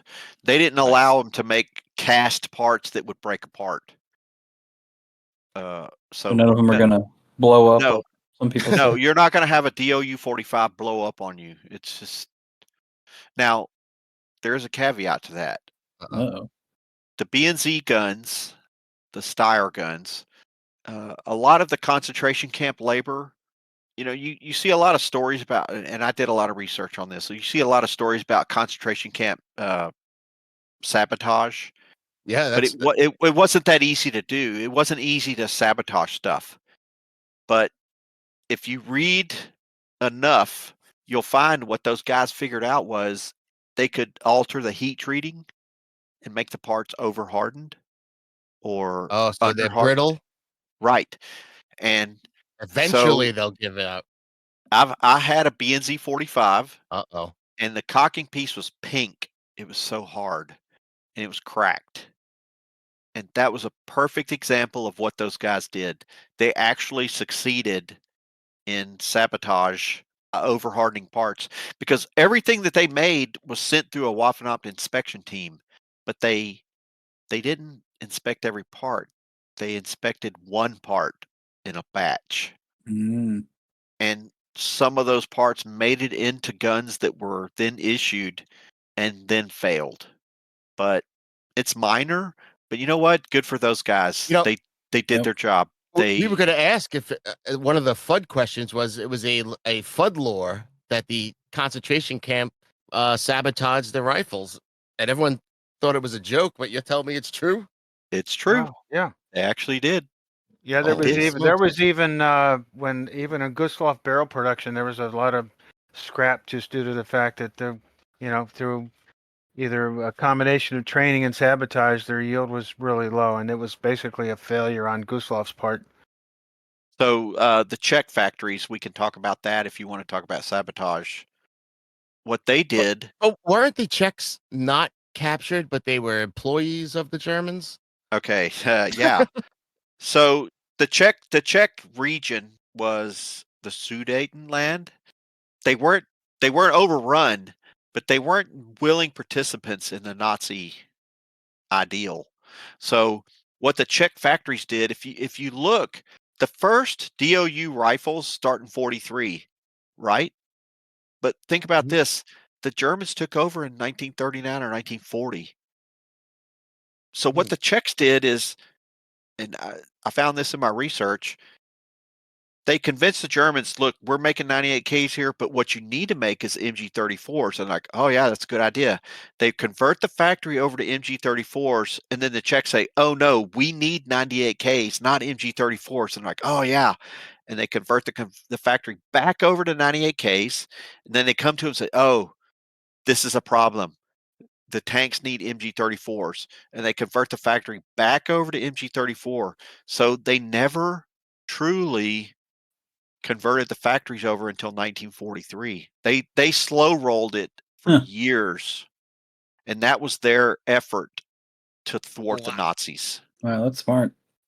Yeah, but they, if you look at the numbers though, they did crank them out though, and they were putting them out. Oh yeah, yeah, they did, and they were Brune 1 was almost as many rifles made in 44 as Mauser. Pretty close. and they were one of the highest quality guns. Yep. So they delayed, they stalled, but then they stalled. They couldn't put out a bad product. Yeah, but think about it. If you stall for 3 years, that's so many rifles. So once they had to start, the Germans finally caught on and said, no, you will make this. And, things happened. The rest is history. The rest is history. Yeah. They only made them 2 years. Well, 3 years. All right. So those Kriegsmodel rifles were 100% the same guts. So sure. At the time, we're safe to shoot. Who knows about now? Simplified fittings and sheet metal, but same basic design. Yeah. It was the same forgings like the gas shield, the same forging. They just didn't finish them. Yep.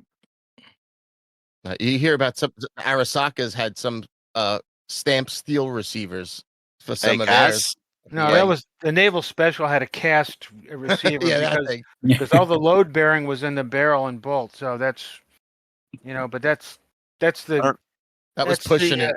oh yeah. All right, you know what? We're gonna start with the speed round. all right. So we're coming in with the speed round. These are just short answer questions: yes, no, true, false. One answer, one word answer kind of one. So quick ones. Well, we'll get a lot of info out. Boom. All right. All right. I'll go Bruce? first here. Bruce, are you ready? Oh, Bruce, I'm you ready. ready? Okay, He's because ready. you're going to answer these. I'm going to let you do it. Kiss Did- my ass. Did any German wartime K98k variant have finger grooves, and why not? If all the previous ones had them. No, because that's old junk. No one needs it. The only finger groove K98k equivalent would be an SS conversion or a police standard model conversion. That would be it. Well, Okay. the late Gavera 98s and 98As, they had them. Yep, my 98 has it. Yeah, That's- but they got rid of that because it's not useful. In the 98K world, there's no such thing as finger groove stocks. Nope. All In right. the K98K world, let me rephrase this. In the K98K world, there is no such thing as a finger groove stock. If you want to talk about standard model or banner case, Yeah, there's no straight 98K with finger grooves. There are conversions that look like K98Ks that have finger grooves, but it didn't start its life as a K98K. So there's a good thing to look out for. there you go. And actually, some of my favorite guns are the standard model, the K98 conversions. They're just cool as heck. Like the DRP ones. No, they actually took standard models and they actually bent the bolt, got rid of the Oh. bottom sling, put the side sling in like a K98K, ground the stacking hook, changed the rear band, so it looks just like a 98K, but it's got a finger groove. Clarify that Mauser Oberndorf did that. They didn't. They did not. No, there was some. My guess is it was done at a police arsenal, unknown, but probably Spandau. There you go. Heard it from the horse's mouth. Learn something new every day. That's one thing that we learned since the end of Volume 2 is that we've had a couple examples of standard model converted into short side rails that are legit, and they're all banners. And I'm pretty sure we kind of generically classifying as police conversions, and I'm pretty sure that the 98Ks that were converted that didn't make it into short side rail were also police conversions. So much to it. You need a book for police conversions. Yeah. Well, No. we'll No. talk. No. All right. What? For Actually, I'll tell you this. I have a friend of mine that lives Uh-oh. very near to me who's a huge police collector. I could write a book on police stuff just See? going to his house. But why? I can't do it. It's too much work. You just need a kick. I could do it one day. He's got every example of everything you could ever think of. It's amazing. He's a good guy. I should name him, but I'm not going to, just to keep him anonymous so I can keep that to myself. So all right. Next quick question. Yeah, see, By the way, when you get your volume 1, you'll see there's a whole page on a converted standard model to 98K. Just by the way. oh, Nice. exciting. So just more impetus to have you get a volume 1.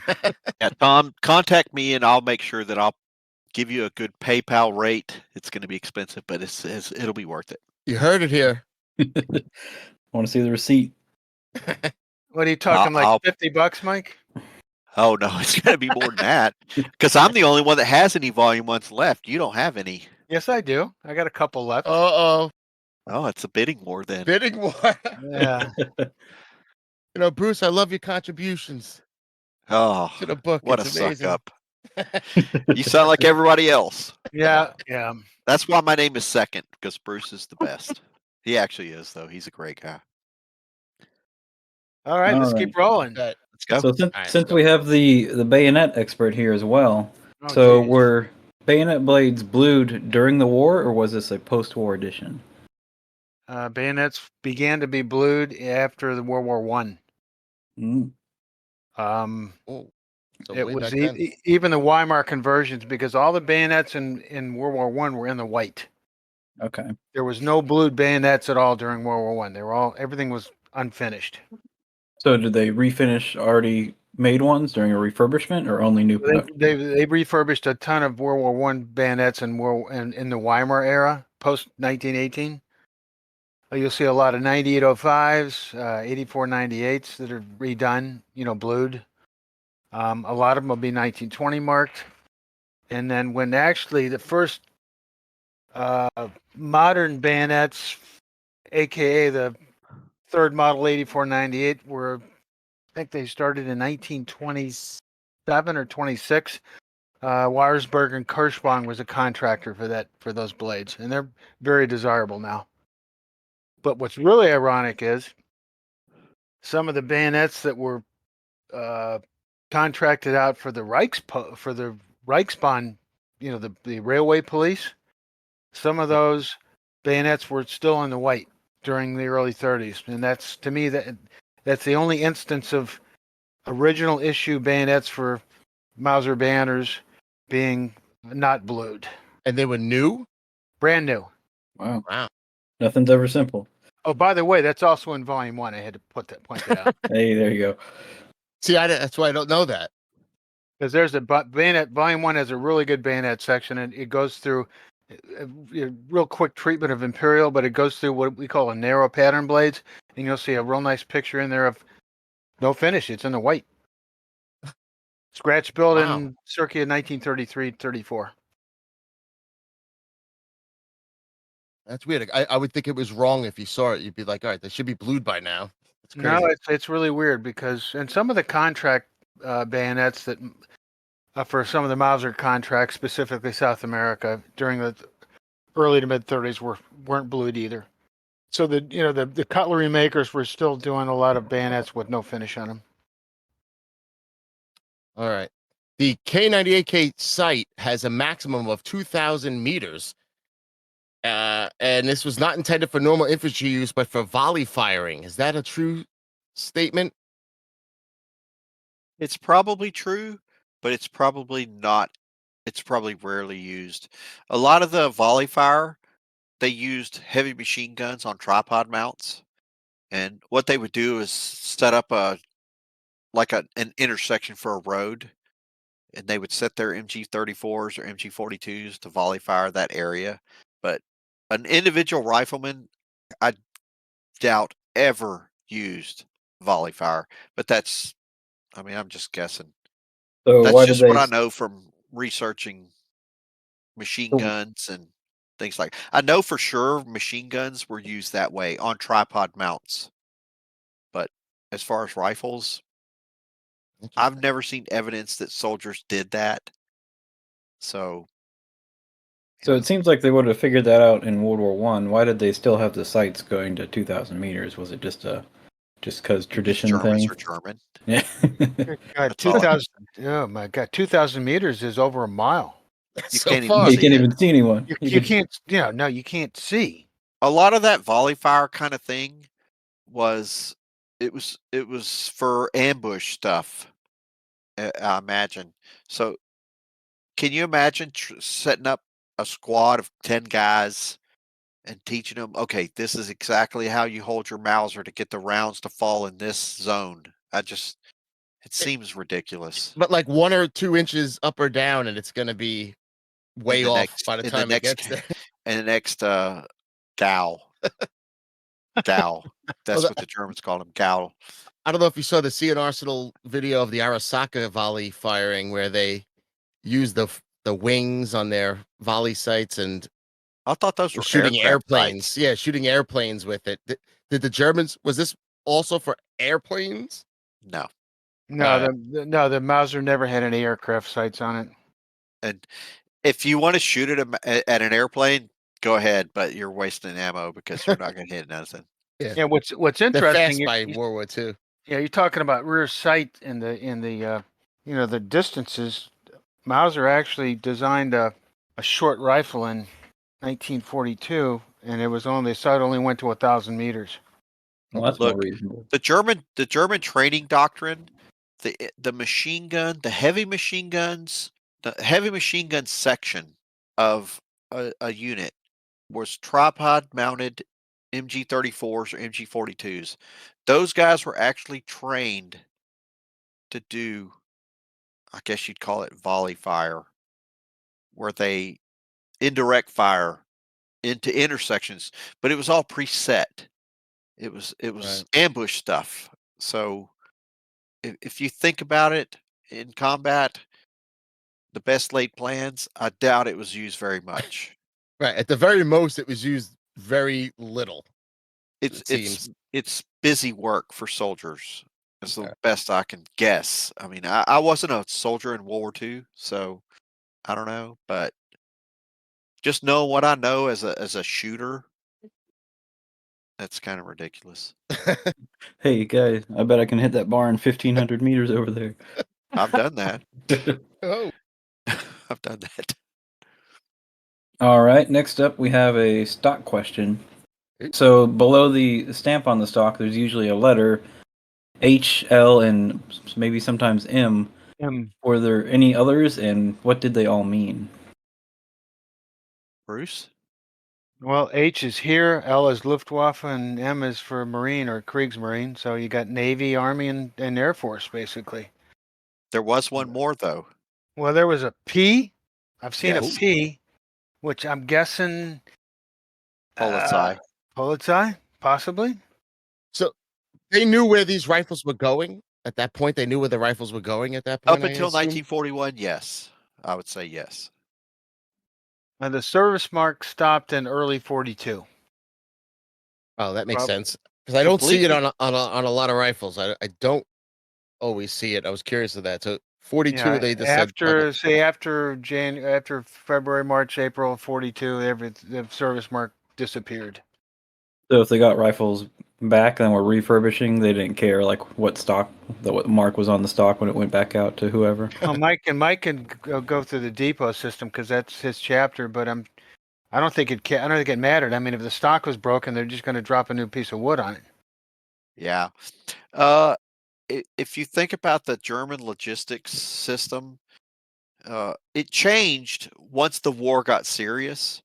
And actually, Albert Speer had a lot of influence on how the German 98K, even though it wasn't specifically aimed at that, they changed the way the Germans did things because there was a lot of waste. Like, why do you have guns specifically for Luftwaffe, Army, Kriegsmarine? It's the same gun. that's what I was thinking. Yeah. That's typical German order. You know, the Germans love order. Well, And what's interesting is let's take Mauser for instance. They actually they had a whole team of Army inspectors, Waffen-Amp team there for the Army, but they also had a naval team there too because Mauser and Luftwaffe as well because Mauser was a huge producer of aircraft cannon, but they also made a lot of cannons and especially for U-boats and smaller craft.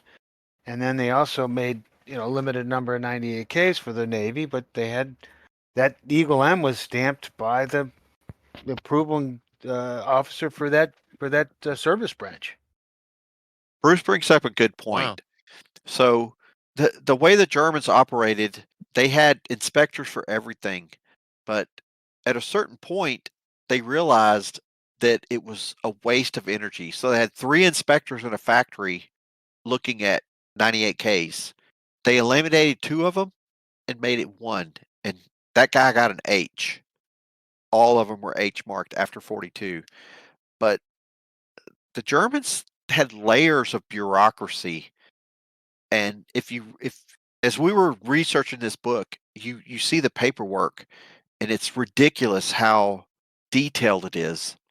Well, who was the guy that said stop serializing 37 parts and just Albert go down Speer. to 4? That was I would they went say down to Albert like 4 Speer. or 5.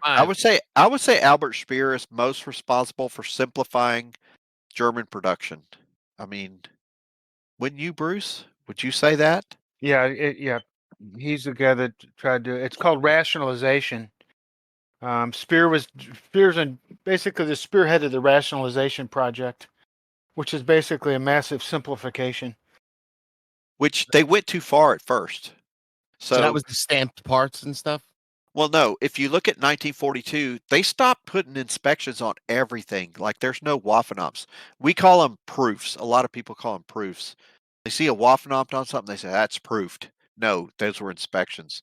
So in 1942, the Germans said, okay, we're wasting so much time. Stop inspecting everything. Well, we've got documents that show it caused problems because junk started getting through. Yeah, if you want a really good example, in volume Oh. 2, there's in the first chapter, there's a picture of a period document that it's basically a Waffenet document that shows the different inspections on the barrel receiver. But there's a little diagram there and everything's blotted out like, oh, not that one, not that one, not that. They just canceled it out. Yeah, And but they, it caused problems. And by yeah, 1943, they came back and said, all right, look, we need to keep doing this yeah. because there's too many bad things getting through. Like for instance, on the barrel code, let's assume you got 42D567, okay? Well, eventually they get rid of the lot code and they just put a D there, which is Dolan. That's a steel maker. Well, guess what? You cannot trace if the barrel goes bad. You It's cannot useless trace then. the lot. I know it came Yeah. from Dolan, but where, and when? You know. Yeah, So see, that's he's where right. The barrel that's codes were where you reintroduced. right. That's where you get into these details that collectors Yeah, so there's like 6 months or 8 months where there's nothing. limited markings on all these rifles. Longer than that, Yeah. actually. But what happens is a barrel burst in the field, and another barrel burst, another barrel burst, and all these guys that turn them into the Waffenmeisters, they're looking at like, oh, all these are BY-42s. They'll have a D code, but nothing else. So they don't know which Dolan lot was bad. Yep. And so they ended up having to rebarrel all of them with a D code instead of just the ones with, say, 747 Wait, or so they 8. rebarreled even good rifles? No, Oh, all right. not the Germans. They're very thrifty. They only fixed what was broken.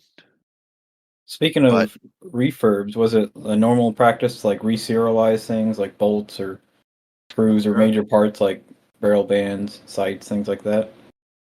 so I collect reworks, and I'm gonna tell you that that's a tough question to answer. Okay, It's a in big the one because field, if they reserial, that's a whole different. in the field, no. The German depot system was uh It's the actually field the tiered. field It's guys. layered. So It's layered, right? So let's say a guy in the field, his gun malfunctions, he sends it to his Zug Waffenmeister. That guy looks at it and says, "Oh, this is a bad barrel." Now, technically, he could probably fix it, but what he did is move it to the next level. Those guys would move it to the next. They would push it up the chain of command until you get to a big depot that repairs guns. If they got a gun in and the barrel's burst, they may replace the barrel and the bolt. Let's say the barrel burst and it damaged the bolt locking lugs. At that point, they'd renumber the bolt and replace the barrel and renumber the barrel. Hmm. But if it's farther down the line, I hate saying this because Did they it gives use the people same font ammo. though? No, no, it's different. You could it's tell. different. Okay. They would keep generally as much as the original rifle as possible. If they like, you could have a rework rifle with a new barrel and a new bolt, but everything else is original to the gun. I have a 98K that's repaired that has a new receiver and barrel, but everything else is original. That's cool. It's the weirdest thing. Oh wait, you said I hate to say it, but I interrupt you. Go ahead. I want to hear what you hate to say. I hate to say this, but at the field level, it's not uncommon for a field Waffenmeister to put mismatched parts in a gun to keep it serviceable. Uh-oh. Oh no. I know I didn't want to say it, but here's the thing: mismatched is mismatched. That's the bottom line. Well, I've got a story. I went to an auction decades ago, and the vet was still alive, and it was his estate that they were auctioning off. And so I think I bought a set of binoculars, and I bid way too much for a 98K. But he's the guy that actually brought it back. I talked to him, had my pictures, and I call it a composite gun. It was 3 guns put together, and he's the guy that brought it back. Uh-oh. Wow. That's So good. That's good proof. Mike tells you that they could do whatever they could to make the gun serviceable.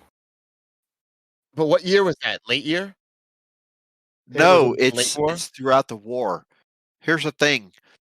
Yes, you can find a gun that's made from 3 different guns, and it could be original. But the problem is, Fudd could have done it. Bud could have done it. Fudd could have done it. Yep. So So what are the we supposed to value is do? exactly the same. It's the same value. There's no extra value for a mismatched gun. All right. Unless it's all matching, we're gonna consider it all the same. A mismatch. That's it. It's a mismatch. Well, I yeah. can see it now. Field repair mismatch. Okay, but that's the thing. There is such a thing as field repaired mismatched, but it doesn't matter because I could build a field repaired mismatch right now. I'm looking at a crate full of mismatched guns. I could go build one. It doesn't make it right. Without any provenance, you don't know. But then again, it doesn't make it any more valuable either. And even with provenance, it doesn't matter. Yeah. Mismatch is mismatch. Now, I have levels of things I accept. The hand guards, very common to break and be replaced. You find unnumbered, you find mismatched. If you see a mismatched band spring, hand guard, Floor plate. yeah, even floor plate. I mean, I personally hate that. But usually, if the floor plate's mismatched, they drop the follow-in floor plate. It got lost. So usually, the whole assembly's mismatched. Yeah, and that's pretty common. But I don't hate those guns. But there's so many guns for sale that I would just buy one that has a. If you have one where all the external numbers match, but the handguard is wrong and the bayonet or the band spring's wrong, who cares? Or even the follower. Yeah, big deal. Big deal. But A there's lot of purists people out are there that it's got to be purists. matching. Oh, Yeah, the purists. The What about purists hate. something like a safety that you could Oh, envision bother it me. snapping off No. though? You can they envision can break all the time. Doesn't bother me. Doesn't or does? Does not. Oh, okay. As a serious 98K collector, there's wear and tear items that do not bother me. Handguards, band springs, safeties, screws for trigger guards and floor plate. You know, the screws that hold the gun together. A lot of times when they were cleaning guns, they took them apart. They never got them back together right. It just doesn't bother me. Now, some guys, they can't stand it. But I love the 98K in its original form. And if you've looked at enough matching quote unquote original guns, you find stuff like that. And Bruce will probably agree with me. It just doesn't bother me. I've had a lot of banners with the replaced safeties for whatever reason. So where do you draw the line on major parts like a barrel band or obviously the bolt or stock? Draw the line. Like in or out in terms of staying in the collection. Is that what you mean? Yeah. Would you for buy me, one? in or out, sanded stock, out. Shellac on the inside of the stock, I'm out. But he hates the stock He's a wood Nazi. shellac. I'm a wood Nazi. I'm a wood Nazi. But if I see a mismatched handguard, a mismatched cocking piece, a mismatched safety, small parts, it doesn't bother me. You know why? Because if you really appreciate the 98K as a service weapon, those parts break. Have you ever seen an M16 that the Marine Corps used? Oh boy. Yeah. There you go. Have you seen one? You've seen one. You sound like you've seen one. Seen pictures, yeah. That stuff is wore out. They are rough. The Germans did the same thing with 98Ks. They used them until they were threadbare. So I collect I collect reworked rifles. One of my big things, I love rework guns because they've seen combat, and it's very Multiple common. times. Some of them multiple times. These guns that are reworked seem to be in a cycle of reworks, but very common to see replace stocks, safeties, handguards, bands, bolts, wear and tear Yeah. stuff. Didn't you get a double or triple rework from me? Oh yeah, probably so. Yep. So Yeah, I've got guns that have been reworked 2, 3, 4 times. So They're Kelly, awesome. Kelly, we're terrible at the speed round, by the Yeah. way. Yeah, we're bad at Let's this. say, but Let's do it. Speed round us. Do it. it's not going to be speedy, really, because you said you like your pure 98Ks. That's what you like. I love What's 'em. your favorite impure 98K variant? A Yugo, a VZ24, I'm going to tell you right now, my favorite is the a Norwegian. Yugo. The Yugo rework Ooh, 98K. 9848. so is it a 9840? I think they added that 9848. at some point. And you know why? It's my Right. very first 98K. Oh, there you go. I still have it. Well, you still have it. Very nice. Yep. I've sold it Wow. twice. And you got it back. I got it back twice. I Wait, sold it to my You brother. sold it twice. Yeah, I sold it to my brother, and just my brother passed away. I got it back. I sold it to my really good friend who's a Houston Police Department sergeant. And when he got done with it, he called me. He goes, Mike, I've got something for you. Would you want this back? And he gave it to me. He gave it to me back, and I've still got it. It's my very first 98K. And can you tell what it was before it was scrubbed and It's Mark? it's funny you should ask that because now that I've wrote the book, I should be able to tell. Yeah. It's impossible. They Oh, scrubbed this thing. But I remember when I bought it. I remember, and I can still think back to 1989 when I bought it. I was so excited. It had a Waffen-Op 77 on the sight base or the rear sight, and it had like 3 Waffen-Ops left on it, and I was so excited. that was it. That's And what started it.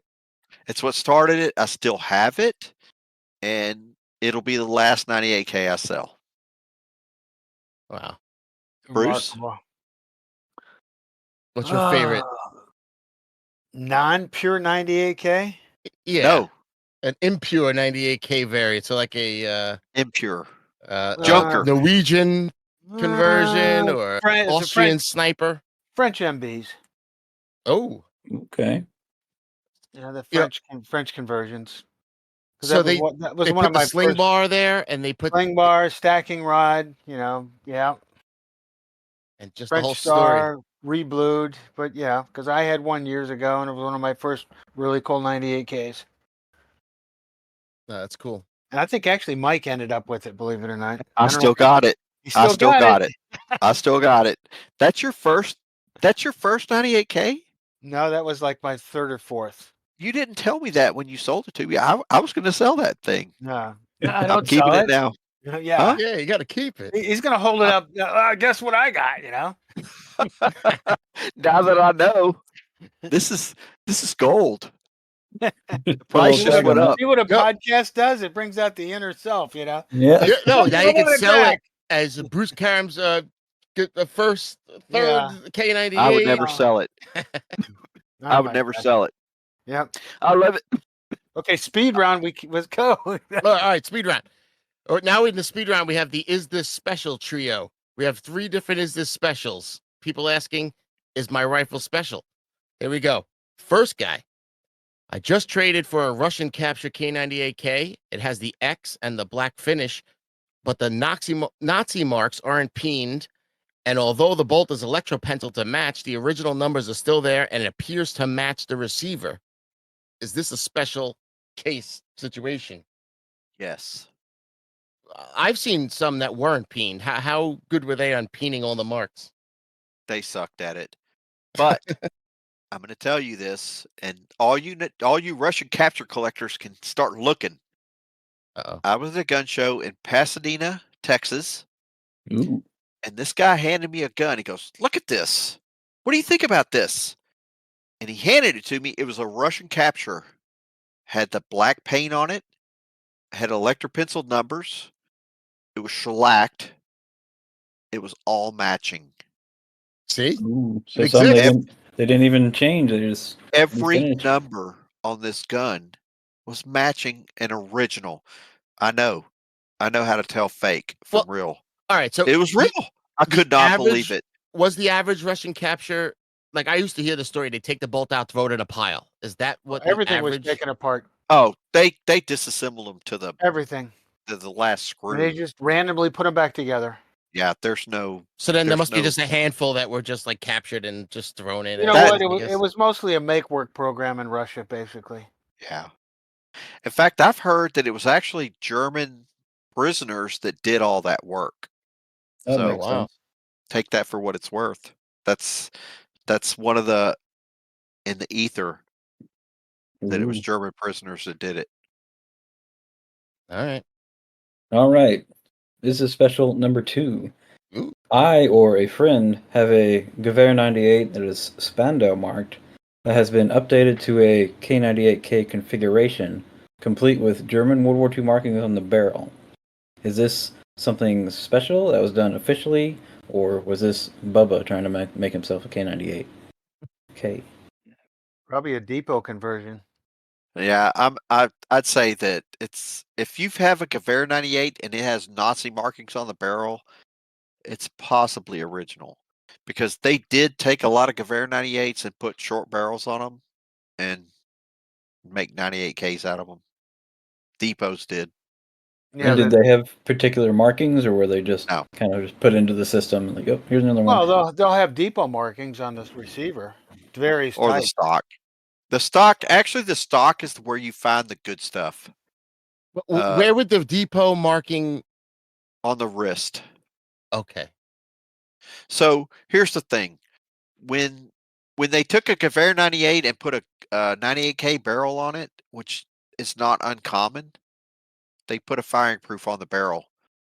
Sometimes you can tell by the firing proof which depot did the work because all these depots kind of use their own thing.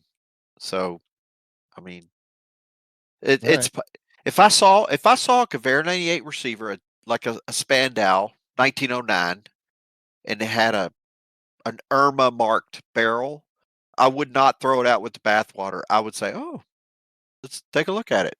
All right. So It could exist. your guy that asked that question, he might have a good gun, but you got to look closer. And as always, I send them to the forum and the books and all that stuff. Yeah, have him contact me. My username is Mr. Farb. Send me a message through the forum. I answer all my messages on the forum. Now, I don't want a bunch of people messaging me about RTI guns because I don't collect them. Please don't. But I will gladly help somebody that wants help with something. I've always been like that. Bruce has too. I think all the mods on the forum are like that. If you need Yeah. anybody. We're here to help people learn about 98Ks. I already put you two in my Rolodex. I was like, oh, when I get my next K98, I'm definitely sending it to these guys. Well, you know what? After this is over, I'll send you my cell phone number and you can text me. Oh, all right, good. Ooh, there you go. I'm due for another one. Nice. All right, we got one more in the Is This Special, and then we'll leave the speed round. I just picked up a K98K mark with 2 manufacturer codes, BCD/AR, which I heard means one factory made the parts and the other assembled it. Is this true? And which factory did what? And is this a special one? I guess they mean is it rare? Called a dual code. And in that case, the receiver was actually contracted by a company called Astrowork. And the rifle was finished at Mauser, Berlin. And the dual codes are very popular. They're fairly scarce. And they're So desirable. the second code is where it was finished. Second code is for Right, AR is AR? the factory code for Mauser, Berlin. That's All right. correct. But you could have a BCD receiver that's actually finished at Mauser Berlin with no AR on it. So how do you know that one? Because you just look at the final proof on the receiver. If you see an Eagle 26 instead of an Eagle 749, then you know it's a Mauser factory gun and the Berlin facility. Let me give you a case in point. And Mike already knows this, but there was a gun on Legacy Collectibles about 2 months ago, and Legacy advertised it as a sour sour K98k 1944, blah blah blah, or 43. And so all of a sudden my phone is lighting up. A couple buddies texted me, "Hey, Legacy's got a rifle. You might want to check it out, and blah blah blah. It's not a sour." I said, "Really?" So of course I checked it out, and it was a CE JP Sauer, a CE coded receiver, 1943, but it was finished at Mauser Berlin. Really, really rare code combination. Whoa. And so I ended up getting it, and but that was, again, Legacy didn't know what they were selling. They assumed it was a Sauer gun. It wasn't. It was a Mauser gun. And That's where the books pay off if you know this information. And that was barrel markings, or it was If they would have looked at it, they had a clear picture of the receiver, and on top of the CE, there's an Eagle 26. Wow. Yeah, okay. It takes years to learn that stuff. It's almost like, if you're not, Bruce is talking about is the advanced 98K collector, but it's still possible. Right, but the genius is just knowing where to look to have your book. The genius is pick one thing and get really good at it. If you want to collect Steyr, learn everything you can about B&Z guns, and you can find some deals. If you really, you can learn enough on our forum about Steyr guns to really clean up. If you're find really good guns, just like dual code guns. No, your forum I don't think there's anything you can't figure out and find using the forum at this point, if you're diligent. Well, what's amazing is I still go to our picture reference and look stuff up. Oh yeah. Yeah, everybody thinks that me and Bruce know everything about 98Ks. The truth is, that's why we wrote a book, because we don't know everything. We need to have a reference to look at. And that's why I bought a book, because I need a reference to look at. We look at the books. I'll have people text me or ask me questions about SS rifles. I wrote those chapters, and I'm like, let me look at the book, because I can't remember it all. There's too much. Oh, there's enormous. I don't think there's any human being that digest all the information. It's almost impossible. There is one human being that can, but who? I digress. I'm not giving his name out because he's my encyclopedia. When I know, he's one of the guys on the forum. It's a guy on the forum. He's one of the mods. He's really sharp guy. If I need something, I ask him. It's like, hey, what do you know about this? And he's got an eidetic memory or whatever you call it. You can't. What's his nickname? You can. No, I'm not giving his name out because it'll ruin his life. All right, but he has an eidetic memory. It's got to be Rain Man of some kind. He's a Rain Man. Message us. He literally is a Rain Man. And Raymond Babbitt, is that his name? Yeah, it's Raymond Babbitt. So no, I'll text him and say, hey, do you remember me saying something about this? And he goes, it takes him about 10 minutes. He'll text me back with the exact thread. I'm like, perfect. It's like a search function. I'm not going to tell who he is because it's just. Yeah, I already know. You know who it is. Bruce knows. I know. Right. Don't dox him. But here's the thing. That's the whole point. Is this is a community effort. Yes, K98k forum. I think pound for pound, we've got the biggest.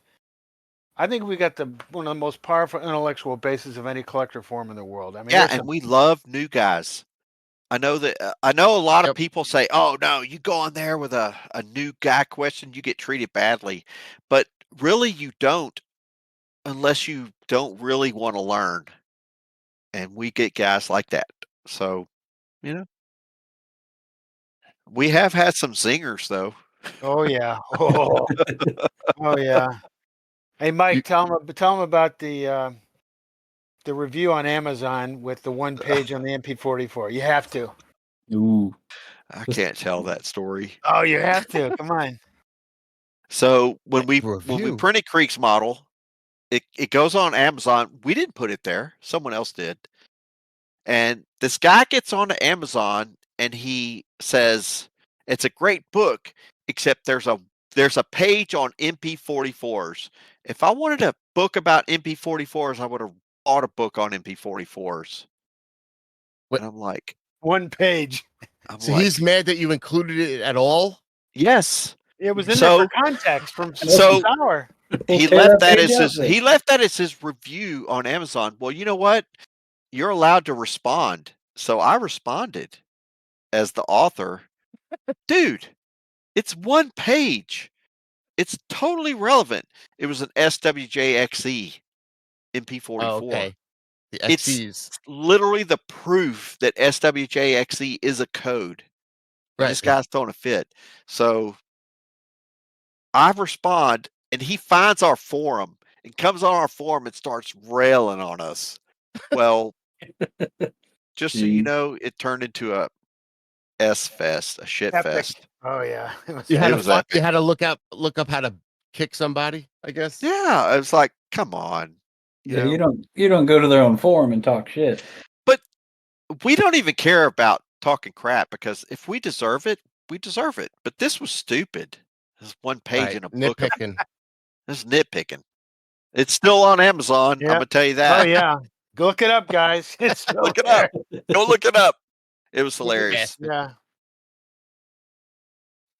So one thing I was looking up on your forum was some FUD rumors and Yeah, I love shit this. from over the years. So This you know is fun. the K98k is probably one of the most made up about rifle of all. You know, and for years there's been unverifiable info about the SF rifles, the laminate stocks, the Nazi markings, all that stuff.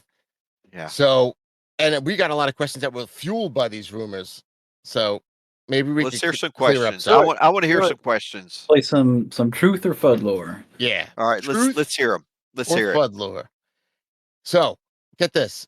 Firearms were being rushed by 1945, and because of this, in lots of cases, the rifle serial numbers did not match. This was a Wrong. 2023 rumor. Wrong. Wrong. Wrong. That's totally incorrect. Like, why Yeah. would they do that? Now would hold not. on. There was factory misnumbering, but not deliberate. Just mistakes. All right. So here's where you got to parse the story. Like, let's say a BNZ 45. If you look at a T block BNZ 45, which is the very last gun, the very last of the serial range, when they were finishing and accepting these guns, if they had a bolt that didn't work, it's possible that they swapped gas shields. It's possible they swapped Really? safeties. Oh, you see some weird stuff. Oh, especially with Steyr. But it's not going to be a BYF 43 safety on a BNC 45. Yeah. It's going to be so close. It's going to be so rough that you're going to look at this gun and go, oh, there's no way they got this done. So in a way, the answer is yes, you're correct. But the truth is, no, you're wrong. Yeah, I If think that this makes was sense. from a gun broker auction. It was like a 45 rifle, but had some very clear parts that were not from a 45 rifle. Right. Oops. So that's what it is. If you Yep. got a 45 date rifle, I've seen some really strange things, but you don't see a BYF 45 with a BY 41 safety on it or a gas shield. It just doesn't happen. Sorry.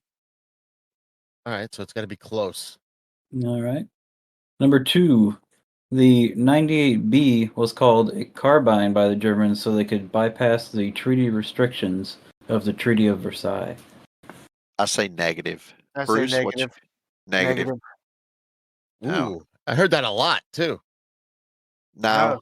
Carabiner 98B. But It's I mean, somebody could morph that into carbine, but never heard that. let me tell you something about the Germans and the Treaty of Versailles. Early on, the Germans acknowledged the Treaty of Versailles and they cared about it. But I guarantee you by 1925, the Germans didn't give a rat's ass about the Treaty of Versailles. And a lot of the secret codes that happened in 1933, 1934, 1935, if you realize they're all S codes, like S42, S147. Right. The S was meant to signify Simpson. Simpson Oh, was the only manufacturer allowed to make parts for the Gewehr rifles or wow. whatever. See, So that I never heard that ever. That's yeah, cool. I just dropped some knowledge on you. You That did. S code, the S codes, You should write a book. I should. So the S codes were actually meant to confuse, quote unquote, the Allied inspectors. But I have a very good friend of mine. His name is Paul Schomper. He is a dedicated World War One historian and data collector and historian and researcher. I'm just going to say he is solely responsible for me figuring out the SS rifle conundrum. He's the one. He says bullshit. They didn't care about it in 1935, 1937. They didn't care about the Treaty of Versailles. They actually didn't, but they actually did in practice by using the S codes. So, Yeah, basically, they wanted to have the appearance of like caring, but they They didn't. didn't give a You're right, shit. like and They then, did so not care. is it safe to assume by middle of 38 or end of 38 they totally Oh, didn't care? oh oh, no, actually, way I would earlier say than by Just that. 19. drop. I would say before that. I would say by 1929, they didn't care. It's 29. way before. It's way before, but the Germans. I mean, this is all speculation, but I'm assuming the Germans were like, you know what, this works. Let's go with it, kind of thing. Yeah, just a stamping, might as well. Yeah, it's like, hey, look, let's do this. But they abandoned all pretense by 1937 when they dropped the S codes, or 1938. Well, So the Germans 38 it also, looks like. yeah, they just also so had you a. know, for total clarity, there's no documents that say exactly what I just said about the S code being Simpson. But think about it; makes total sense, doesn't it? Yep, Well, 100%. Indeed. The Simpson were marked with the S, just a Yes, they single S. were. Yep. All the Simpson parts were marked with S. Now, What's interesting is that the early Mauser part, their early internal inspection mark was an S. yeah, So up to like 1936, which then when they reverted to the RW proof, you see S's stamped everywhere, just either a Gothic S or a regular S. and I think that's a holdback to the whole Yeah. Simpson thing. It could not be, but I think that it's Oh, it has to be. probably more of this is what we do, so let's do it, more than let's follow the Treaty of Versailles. I don't think they cared about the Treaty of Versailles. I think they were like, this is what we do, let's do it. Let's put the So S. this is what I think, which is a lot of 98K stuff. You have to guess because there's no documents yet. Yeah, it sucks. I mean, we do the best we can trying to make historical inferences based upon what's actually, visible on the weapons versus there's lack of published data. Yeah. And lack of documentation. We already went over these two here. The Germans didn't care about serial numbers during arsenal repairs, but we learned that they did add serial numbers. And then concentration camp rifles were sabotaged, and we learned that that was a true Fudd statement. I'd hear that at numerous places. Yeah. So here's the thing about arsenal repairs. At official Wehrmacht depots, major components were reserial numbered. Bolts, receivers, bands, stocks, but they didn't care about sights, bolt Bayonet release, lugs, some other bayonet small parts. lugs, Yep. Oh, stupid shit like that. that makes it So hard. it makes it hard. Oh yeah, it's a black hole It's a rework. black hole. Reworks are a black hole, and I'm in that black hole. I've been down that black hole many years. The problem is you've got reworks with scrub bolts, scrubbed and renumbered, obviously scrubbed and renumbered bolts, but they're legit. Oh yeah, I've got a BNC 41 where the bolt is scrubbed and renumbered, but they didn't care about the suffix. So the suffix is not scrubbed. They scrubbed just the top of the bolt, renumbered it, and didn't care about the suffix. So a lot of the I just had a friend email me pictures of an SS Gewehr conversion. And when he sent me pictures, I'm looking at the front band, I'm like, wrong. He's like, why? I was like, I don't know. I've seen so many of them now that it just doesn't feel right. It's really a feeling. Yeah, that comes from looking at a million So many of pictures, them. a million different websites, Examples. auctions, and whatever. Yeah. And Over then and he sent over. me a picture of the bayonet mount. I was like, oh, nope, I'm out. 100%. It's fake. And he's like, why? I was like, I don't know. And sometimes I get overwhelmed being not the expert. I look and I go, oh, there's too many markings. I don't know. I gotta look. It's gonna take me 3 hours to figure this out if this is correct. Oh, it's gotten to the point where if the renumbering, the modern renumbering has gotten so good that you almost need that experience looking at hundreds of guns, and when you flip it up and take a look at the bolt number, it's like, I don't. My spidey sense doesn't tell me this is good, you know. And that's what it is. Like Bruce said, it's that sense. Like when I looked at the front band on this gun, I was like, no, it's not good. He's like, why? I was like, I don't know. I can't tell you why. And it's something inside of you that I think it's a modern font.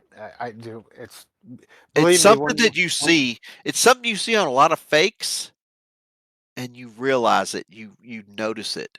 So I feel bad for people that are trying to buy high end guns because the fakes are really good. They are. Yep. They're good. They've I'll gotten stay out of so that good. market. Which brings me to my theory. If a fake is so good that I can't tell, is it still fake? Well, a fake. Hmm. I wouldn't like if the fake was created in 2023 versus if it Yes, was made but in if the a fake is 50s. if a fake is converted in 2023 and I cannot tell, is it still fake? That's the question. Yes, it's fake. I mean, a fake's a fake, but yeah, if you But can't if tell, I then can't you tell, is never it know. fake? Because I've seen a lot of fakes and I can spot a fake almost instantly, I even guess not. from a Like, bad if you photo. can't tell, you're going to tell people it is not a fake. I do From not what do from that anymore. Well, or you in your head, you would tell yourself that it's not a fake, so you'll treat it as a Original. original, or you might say it could be, could not be. That's it. But that's the That's problem. most of my high-end German stuff, I think, is All possibly right. fake. The high-end German market is going to get to the point, and this is my personal opinion, where you cannot tell if something's fake. well, look at camo helmets. Perfect example. There you go. Yep. They've gotten so good that even Mike, you've gotten to the point where you can almost impossible to tell a really, really high end fake from an original. Yeah. If the guy No, I knows can his spot stuff. them. I can tell just looking at them. I'm like, no, that's stupid. Who would believe that? Well, But is a I could be cultivated wrong. diamond the same as a real diamond to you guys? Exactly. It's not. It's kind of the same thing. So this is my point. You just brought it full circle. At a certain point, a fake is going to be so good that no one can tell it's fake, then it's original. And it's And worth that's money. where we're all headed Yeah. because the fakes are getting better and better. But what if it leads to, I don't know if it's a fake or an original, so I'm not going to bother buying it. No, what it'll do is drop the value. Well, Yeah, that'll happen. I think the only caveat is that, And that's good for everybody. yeah, but I think the only caveat would be that, like, we've got a guy on the forum that specializes in metals, and this guy is a riot.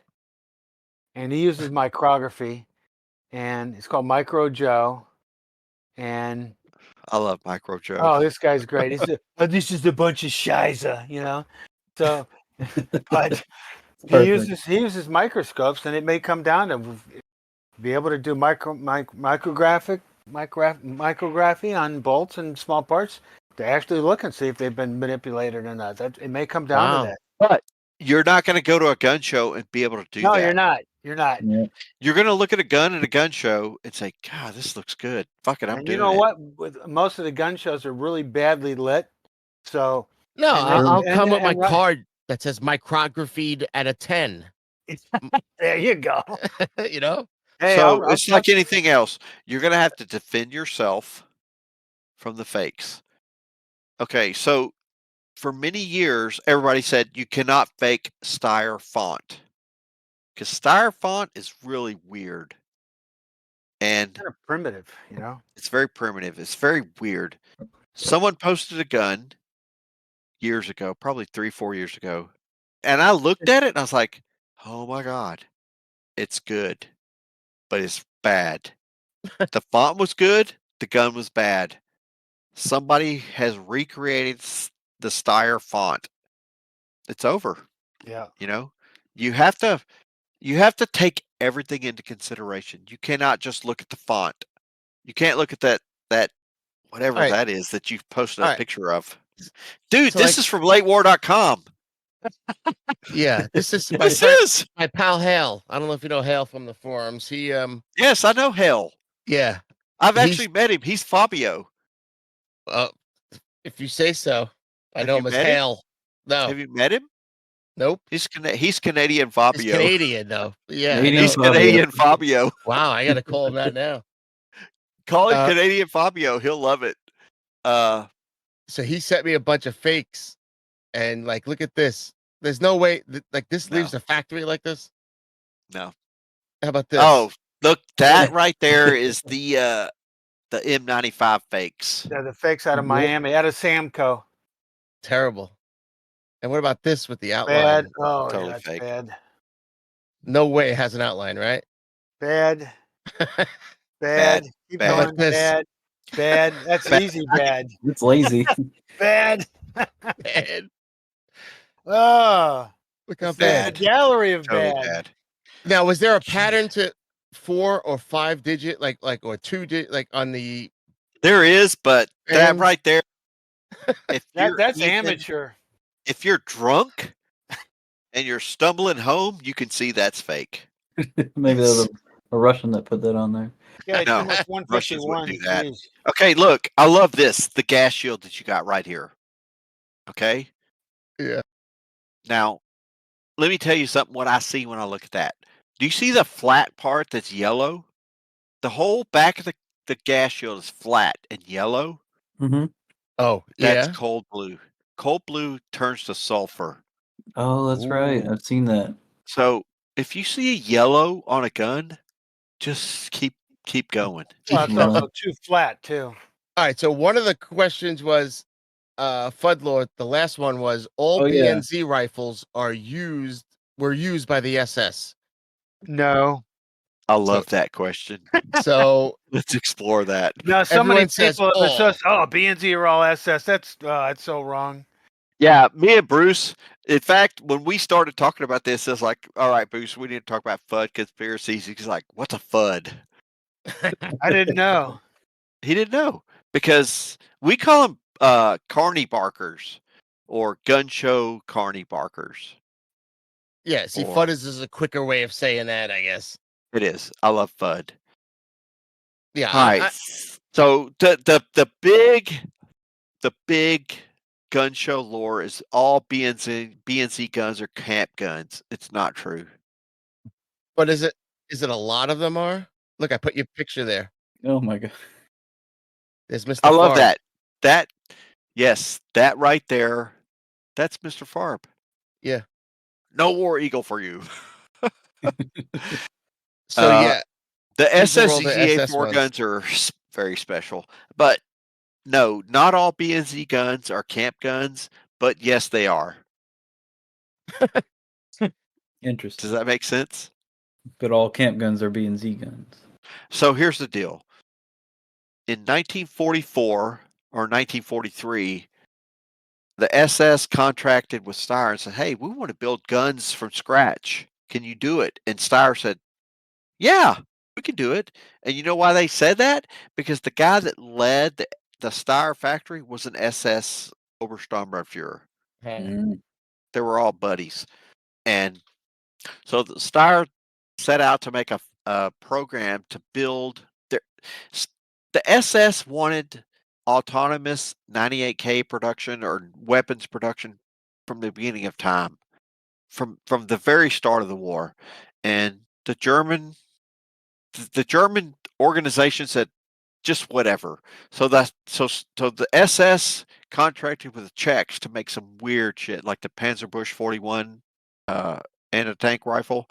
By the time the Czechs finally finished this thing, it was totally obsolete.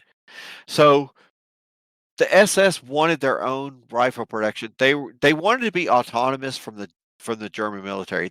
So Steyr contracted with the SS to make guns. And in May of 1943, they started production. So here's the thing. The Army didn't realize that the SS was going to use Army parts to build their guns. I don't think that they knew that. So they And thought they were going to make their own? yes, Uh-oh. but they didn't have their shit together. So they started making guns, and you see this receiver right here that you're showing a picture of? It's BNC4 marked.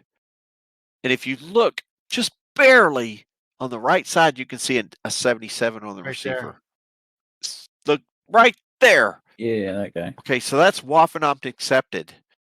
So the Army made a deal with Steyr, said, look, or made a deal with the SS. I found the document that says this.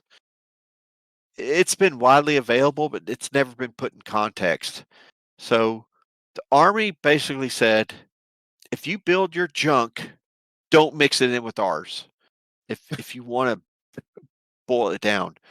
So Junk. so Steyr said, well, we'll just mark them with an S or whatever they decided. They decided on the S. Yeah, the rune. So that S Oh, that you shit. see on that receiver is actually meant to cancel out that Waffenamt. Okay. That's actually the sole purpose of that S. And the way we know Mhm. that is in the later years in like 1944, when you see receivers that have no Waffenamt inspection on the right side, there's no S. So that Okay. S is directly related to that Waffenamt. And what about two S's? Isn't it double runes? Those are different. Have you seen one? No, I heard about double runes. Lots of fakes with double runes. All right, And- I'm going to tell you something. I'm going to and- tell you something. I didn't see him in the book there. I saw a chart that specifically said single runes. Right. Because that's the norm. But I'm going to tell you right now, and this is Breaking news. no, it's unverifiable. Ooh. Unverifiable? No more bourbon. Yes. Um, Unverifiable. unverifiable. I have photos of a BNZ 44 marked receiver with double runes. It's not Oh. normal. It's an accident. So what they do? Just hit it twice by accident? Probably. Yeah. It's that close.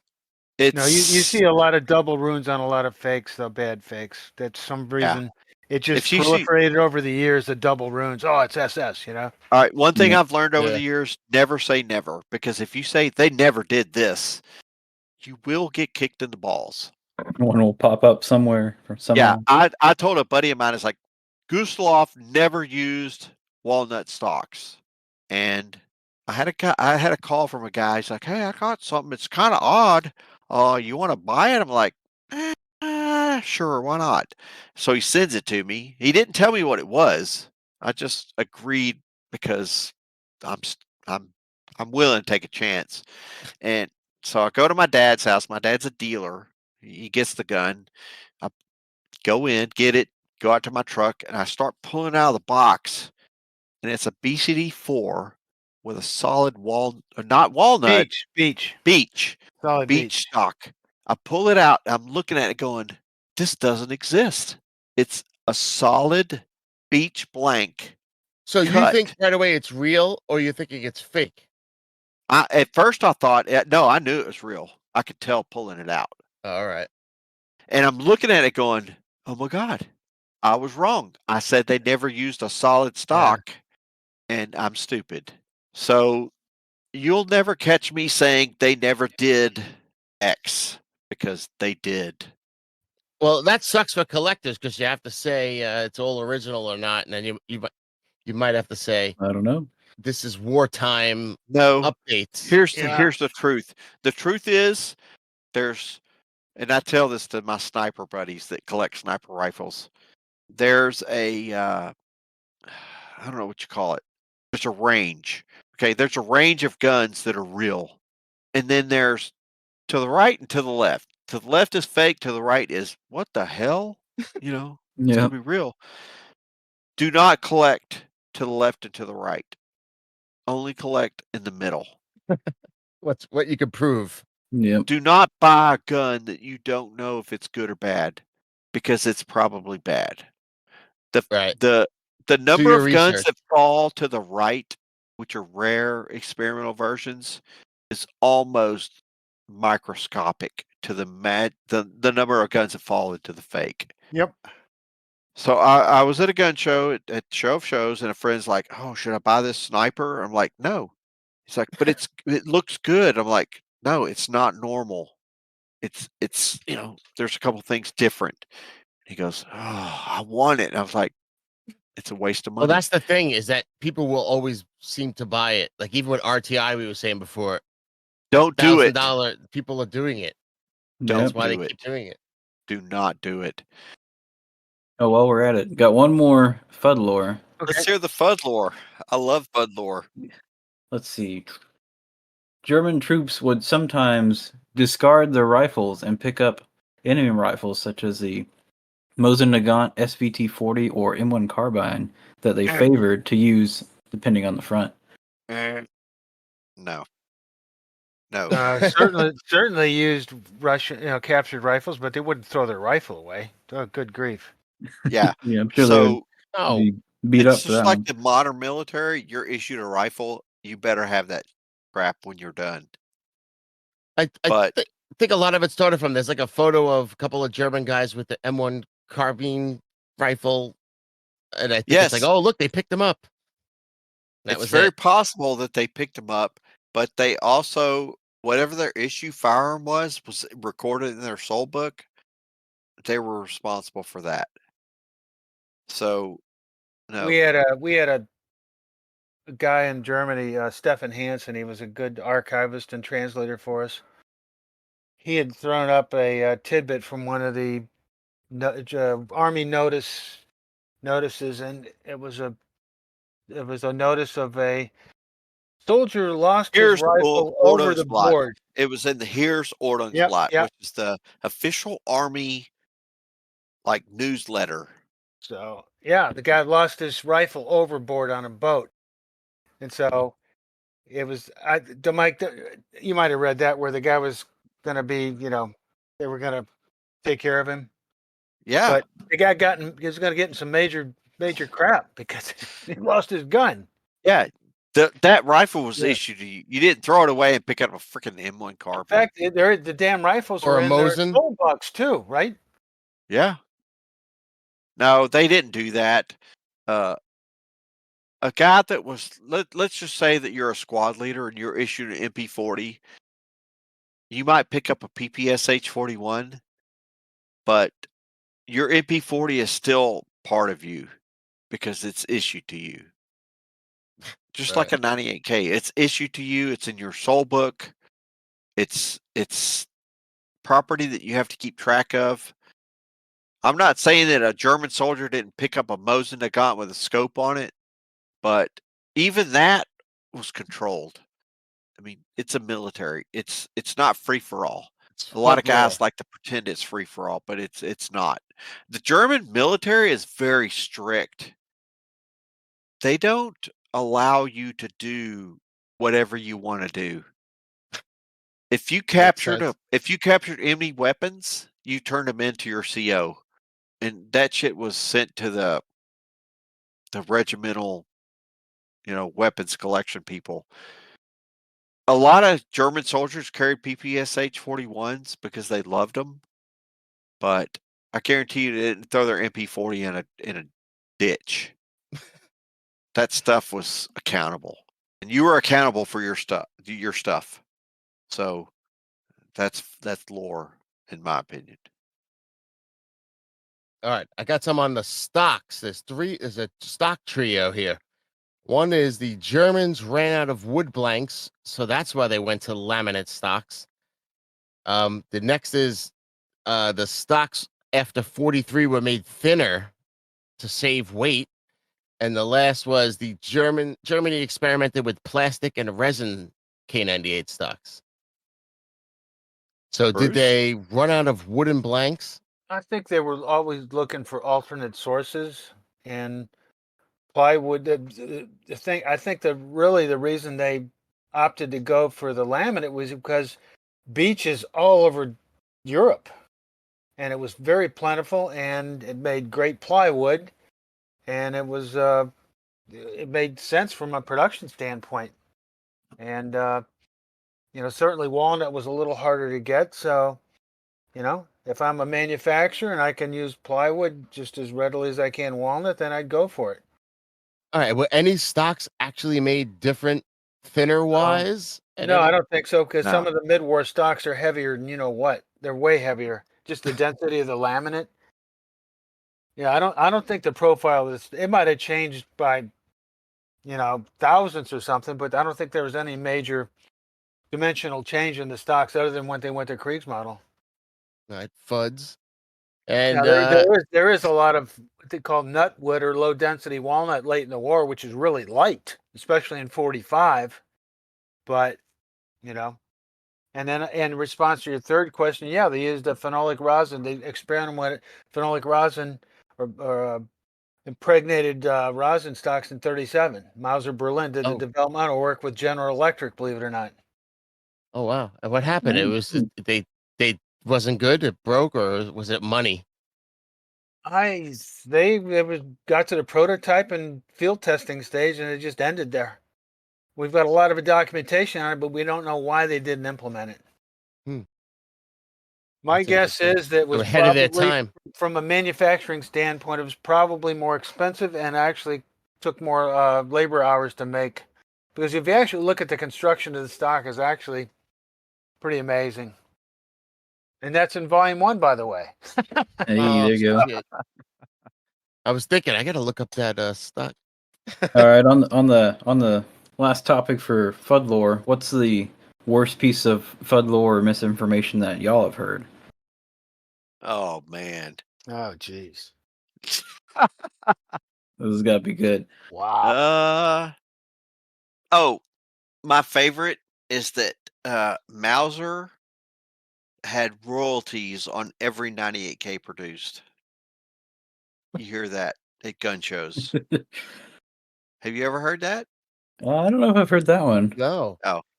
So all the other manufacturers have to pay Mauser. Yeah. Bruce, what do you say to that?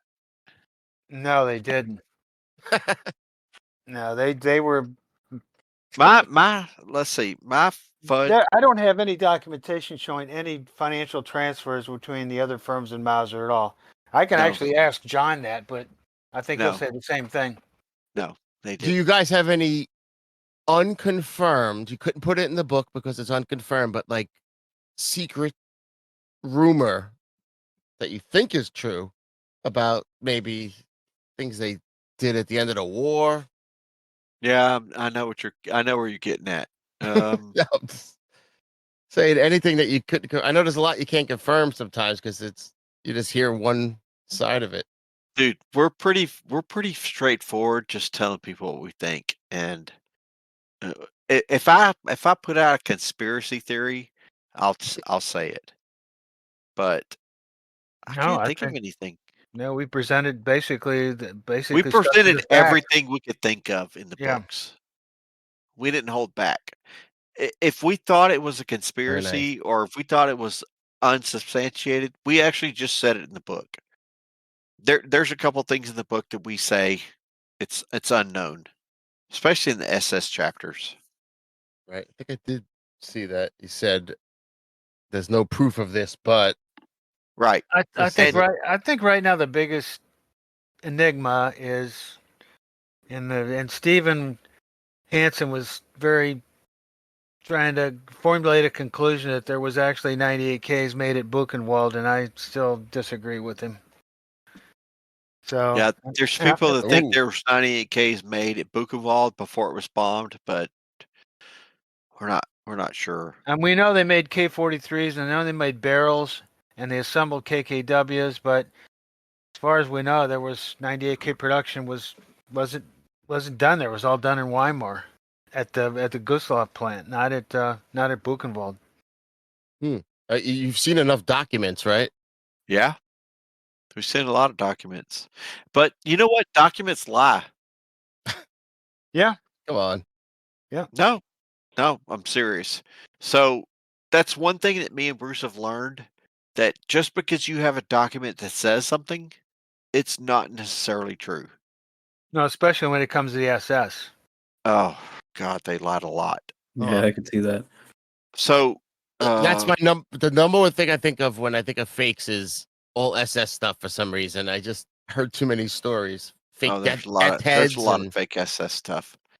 But uh, one of the biggest lies that I found that's 100% proven is if you read the I think it's in volume 2. I'm not sure, but there's documents that talk about G24T production, and they talk about how many they're going to make, and they're going to convert to 98K production, and they actually list the number of guns that are made. But if you look at the serial number studies, it doesn't even come close. Wow. So wait, which way? It was way under? less, way less. So they made way less than they said they were going to make, because what the Germans God, I don't want the Germans to hate me, but a lot of the Germans at the time would make the paperwork look better than it was. It's best I can say it, because you've got documentation that shows, oh, we made this, this, this, this, and then you look at the actual examples, and you're like, oh, they're like 75,000 short. All right, so they They said lied. they lied might have a lot. embellished their production numbers just to make it look good. You're right. Documents lie. Depends what document you're looking at, I guess. No, I mean, Oh yeah, shit! that's true. But documents lie. So when we're writing the book, we're reading documents going, ooh, doesn't line up with our examples that we have, serial number studies. We Well, see what they did. right, We that's how have you prove if the right. document's true or not is by looking at examples. Bruce, am I wrong? That we No, have you've got enough statistical data on reported examples to establish pretty good trends. I mean, Paul will back that up, right? yeah. Oh yeah, Paul Schomper, that dude is solid. And if you go back and compare observed examples which don't lie to documentation, it doesn't match. So a lot of people put a lot of people put weight into documentation that is not 100% reliable, because a lot of these guys that were writing these documents did not want to go to the Eastern Front. And I'm assuming that they were making their case to keep their job over the truth. I don't know. Maybe Yeah. I'm wrong. Good point. It's all Yeah. it's all Right. speculation. I mean, you can't read intent in a document from 1943. All right, boys and girls, it's time to spin the Wheel of MILSURP. All right, the Wheel of MILSURP contains a number of MILSURP dilemma prompts for us to decide on, all related to the MILSURP of the show. I'll tell you the prompts here. We have would you rather, this or that. We have buy or pass. We have make this trade. We have finish this sentence. There's a number of things on here. So, all right, I'm going to spin it. All right, it landed on would you rather. I'm going to show you a few different rifles. I'm going to tell you what they are, and you're going to pick one of the 3 rifles, okay? You can only pick one. First up is a JP Sauer early rifle.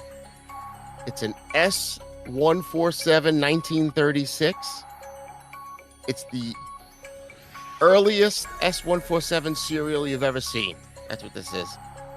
It's good, except the cocking piece, safety, and front band don't match. It's going to annoy you. So the stock has some handling marks and a few minor cracks, but nothing bad. But it's the earliest serial you've ever seen. That's the first one. The second one's a JP Sauer, but it's a real late. It's a CE44, but it's great. It's almost pristine. But the bolt's a mismatch. Everything else about it is pristine, the markings are crisp, and it's one of the latest serial blocks you've ever seen. It's like a V block. No, Y is the last. Oh, But go ahead. a Y block. It's Z block. There you go. One of those. No, Y is the last. It Sorry. was one of those. So you got that I'm guy. the late war guy. He is the late war guy. And the last one's a JP Sauer mid-war, 1940 147 marking, but it's an overall piece of shit with a sewer pipe bore, except it has capture papers from a GI who Boring. captured this. So, do you like the early one that's just good, couple of small pieces not matching? Do you like you're a late guy, so you might like that, the late one that's pristine, except it's a total bolt mismatch? Or the last one, which you can barely shoot. You'd have to fix it up, but it's a papered bring back rifle. Bruce, your name's on the book first, so you go first. I'll pick the late war JP Sauer. Ooh. All right. I think Because- the 36. Wow. Not The late going war for- guy took the early one. Not going. Yeah, for- I Yeah. did. You said it was pristine, so I took that. Yes, it's a pristine late one. Yeah. So I don't I'll know. take- The thing about early war guns that have a couple mismatched parts, who gives a shit? I like Yeah. it. Bolt mismatch? No, somebody did that. Yeah, but it sounds like Bruce is okay with that. And that's Yeah, the front band situation. killed it for me though. Oh yeah, front band mismatch. That's bad. It's annoying. Yeah, but- on an early gun, yeah. Ugh. Kelly, what do you like? Kelly's a World War I guy Uh-huh. that has just.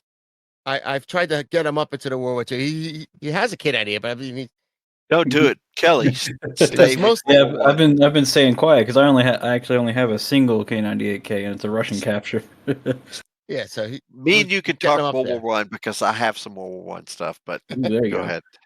Let's see, which one did I take? That's a tough call. I would probably have to go for the late war in superb condition. Yeah, you guys are smart. Well, you know what I'm taking? The piece of shit one with the papers. So I Capture have papers. for the rest of my life. I have a story to tell. Yeah. I already have K98s I can shoot. Screw I- that. I'm gonna take it. And I have proof that this was returned. I'll have a whole story I'll make up. Yeah. Add value to it. Yeah, but it sat in the barn for 50 years. Right. It's terrible, but I'll have a story for that. It was Yeah. hidden from Yeah. the Germans underneath a Yeah. lake. You can make up whatever you want. That's right. All right. We're almost done here. We covered a lot. But it would take like 10 shows to cover everything of the K98. So we're just Yeah, scratching the surface. Scratching the surface. You're right. Right. Yeah, we've skipped a few things. I guess we're Welcome already to our world. 3 Yeah. hours in. Yeah, we could have a follow-up one. So Yeah, like welcome to our world. with, We wrote 1,900 pages and we just scratched the surface of 98Ks. It's insane. All right, we're gonna do an audiobook. yeah. Read the whole series. So Don't so do like it. with the accessories and the slings and bayos and all that, instead of talking about specific things, do you cover all that in all your books? All the accessories like slings, bayonets, scopes, Yeah, the sniping VF41. rifles. Yep. Grenade launchers. Each volume has an accessory section specific to that period. Are there any kind of rare or unknown accessories that people don't really you never see in the U.S. market, and even more rare than like the Scheisbecker. We didn't put silencers in the book, although we Okay. do have some. Actually, I've got some original blueprints from John, copies of that Mauser was working on. And evidently, they had requests from the field for silencers. Believe it or not. Ooh, that's cool. Yeah. Wow, So maybe that'll hit the addendum. We'll see. I never heard of that. So yeah, neither did I. Actually, Hugh Brock, before he died, he had a ground dug one, maybe a prototype he showed me years ago. And that's I have a close as we friend. ever came. I have a friend that has a FG-42 that has a grenade launcher screwed to the barrel, which they said never happened. So there's a lot of things that the Germans did that we don't know about. Oh yeah. Yeah, Great. Wow. maybe So- it'll show up in a book. Yeah. There you go. Maybe. And sometimes we talk about the gun so much we forget that they actually shoot. We're treating them like a piece of art. So 8mm Mauser as a round. I don't know. How do you guys feel that is as far as a Mauser round compared to a lot of people say 7mm is the best Mauser round or 6.5. You guys fans of it? Actually, I did a study on this years ago when I was looking for a hunting rifle. Uh-oh. And I was looking at 30-06, 8mm, blah, blah, and I came up with 280, 7mm Express Remington. I thought that was the best round. All right. I we mean, have a 8mm is a good round, has lots of energy, pretty shallow recoil. It's a great round, but Shallow just- recoil? Have you shot one? yeah, compared to a 30-06 Springfield, that's way easier to shoot. Oh, I never got a bruised shoulder from shooting a 98 when I used to shoot my dad's 30-06 Springfield. Good grief. yeah.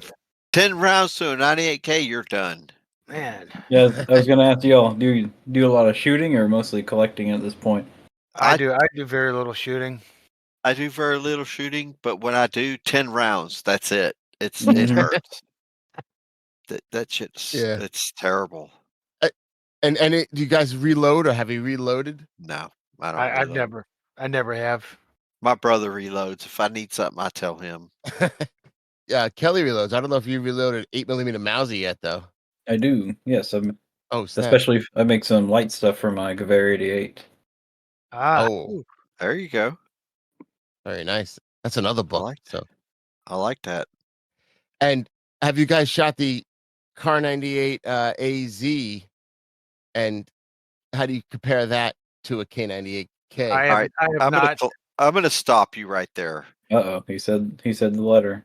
I said Because A. you said Z. Z, but all right. You it's knew the I was K. gonna stop you. I You knew know. I was gonna stop you. You know why? Because most people call it the AZ. I It's know the wrong. logistics. It's the A, and then it change. But So people know what I'm talking about at that point. yeah, but the AZ, that was the experimental version of that round, that rifle. It's not. It was K98A, Remember how liberal he was with the K98K? but fame? this is different. Not I've this. been corrected too many times. Jeez. So if you're talking about a K98A, let's just call it that. Leave the Z. That's Well, not right. there's the K98 Right now, is the Holmes is first, laughing. I'm gonna edit first your short note. rifle, and then the K98A is the second version. The AZ, I don't know how that got into the lexicon. I don't know either. It was prevalent for a long time. It's weird. It's It's literally why I in used it, 'cause none of the people call it that. documentation. I know, but if you look at, like me and Bruce, we studied documents. It does not show up. There's no such thing as K98AZ. Doesn't show up. All right, I'll change my notes. all A. right. So the K98A. 98A versus the K98K. Have you They're shot them exactly the both? same. They're No. the same. I have. They're the same. I know It's they have the the same same barrel. barrel size. It's the same. Same There's barrel no length. Yeah, just small ring, maybe a little lighter. That's it. Just stop saying Z and you'll be fine. Leave the Z for He'll history. probably call it K98AZ. no.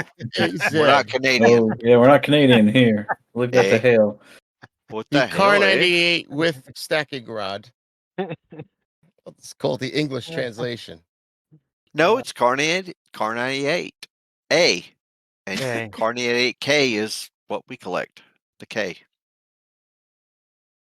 There are other K98s like the trainers that are so expensive now. Do you guys collect those too? Like the DSM or the No, they're geckos not. and They're not enormously expensive. well, I've seen them like $1,000 now. Oh well, yeah, but in our world, that's Oh, fairly okay. inexpensive. But Well, when I I've first started had, collecting, I've they were had. like 400 or 500. Well, the KKW is the big brother of the, from a trader standpoint, and then the DSM is the little brother, basically.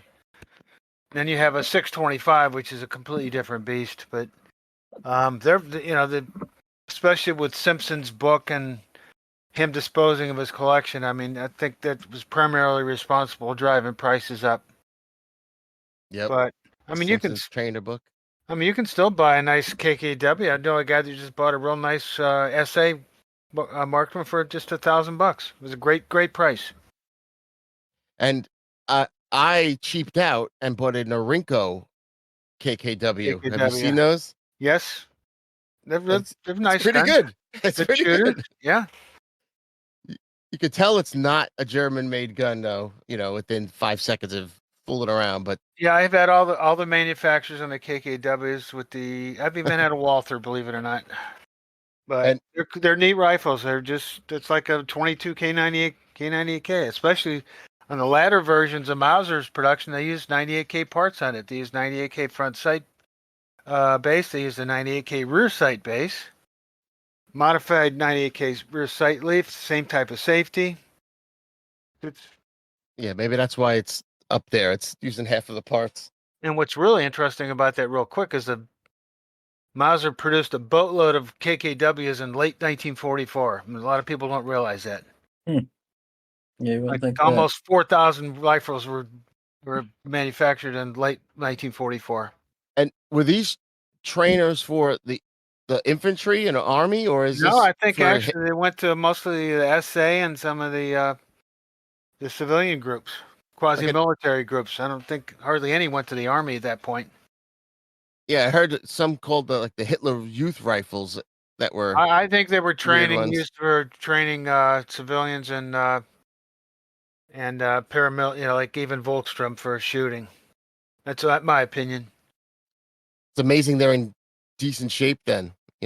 Well, a lot of the second series KKWs are in really nice shape. But the civilians took care of them. No, they didn't. Obviously, they never saw combat, so they were just used for training purposes. Yep.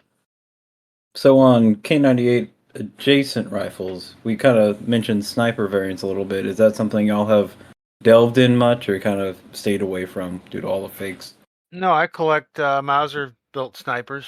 Okay. Both both low and high turret, and then ZF41 variants. Oh wow. So I've got ZF41s made by both factories in the Berlin and Oberndorf plant, and then I've Berlin plant only made ZF41s, a long eye relief platform, and then the Mauser parent factory was actually developed a low turret in Sniper in 1940, and then they stopped production, and then sometime in mid to late 1943 they started it back up again. Did you share your pictures of your collection anywhere online or no? A lot of my collection is in the books. Oh really? I mean, partly, yeah. I mean, I've got not everything, but I've probably got a dozen guns in the books that are out of my collection. And in both Mike and I, especially in the late war, a lot of the late war stuff is out of both of our collections, especially from the Mauser chapter. And at the time, Mike had a pretty big holding of a lot of late war guns, so a lot of the late war guns are out of his collection. Wow. But like we said earlier, I mean, we went all over. We went to multiple sources to get rifles for all the volumes. And do you care about K98s used by other countries like the Austria took it to make a sniper SSG 98K and Yeah, those were all post-war stuff. I mean, yeah. I have very little interest in any post-war use of that. I mean, my big interest, obviously, being a Mauser guy, would be the French resumed production. Okay. And what's interesting is a lot of people don't realize also is that when the French started a production, they just kept making regular Kriegsmodells at the Mauser factory. Those guns did not have the little side sling, for the Maus sling, and they Just didn't have whatever they were set up for. they had enough barrels in inventory to make rifles into mid 1946. That's cool. So they didn't Did not make know any that. new barrels, and then French, I think they made when they started up production, I think it made around 50 to 60,000 additional 98Ks over the course of a little over a year. And my Polish friend Kruxter, I don't know if you know him from the Yeah, forums. he's on the forum. Yeah. Yeah, he was asking, the Germans were sticklers with their naming conventions, but they had two G2940s going around. One was the put together parts rifles, and then one was the continuation of the rifles that Steyr was making. So he was wondering why they would call them both that. Mike can elaborate on that. That's difficult because the Polish parts that Steyr used, oh, geez, that's a big mess. Dude, that gun right there is not a 2940. That's a G1234.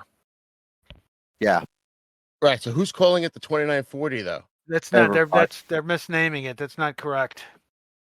Now that's So- a 2940 right there, assuming the side rail's marked. that's the 2940. Yep, There you there you go. go. But why is this one called 2940? So that's not an official No, they're name? wrong. It should not be called a 20. It's not a 2940. That's what people used to call a G1234, or no, they call it a 290. 20. No, it's actually a G1234. Oh, okay. That's the one Danny MILSURP did a video on that. Yeah, They mislabeled. They that's pulled up the wrong name. that's actually a Luftwaffe version of the Colombian Model 29. Okay. Yeah, So if you look at a Colombian Model 29, the fittings, the little way the stock's cut are very similar, and the Germans just, basically made some minor modifications, and it turned it into the G1234. One thing was, I was curious. I brought this up. What do people say is their holy grail? Like, what is the most common, like, quote? I hate the phrase "holy grail," but for lack of a better word, No, it's easy. There's a spectrum from very common to very rare.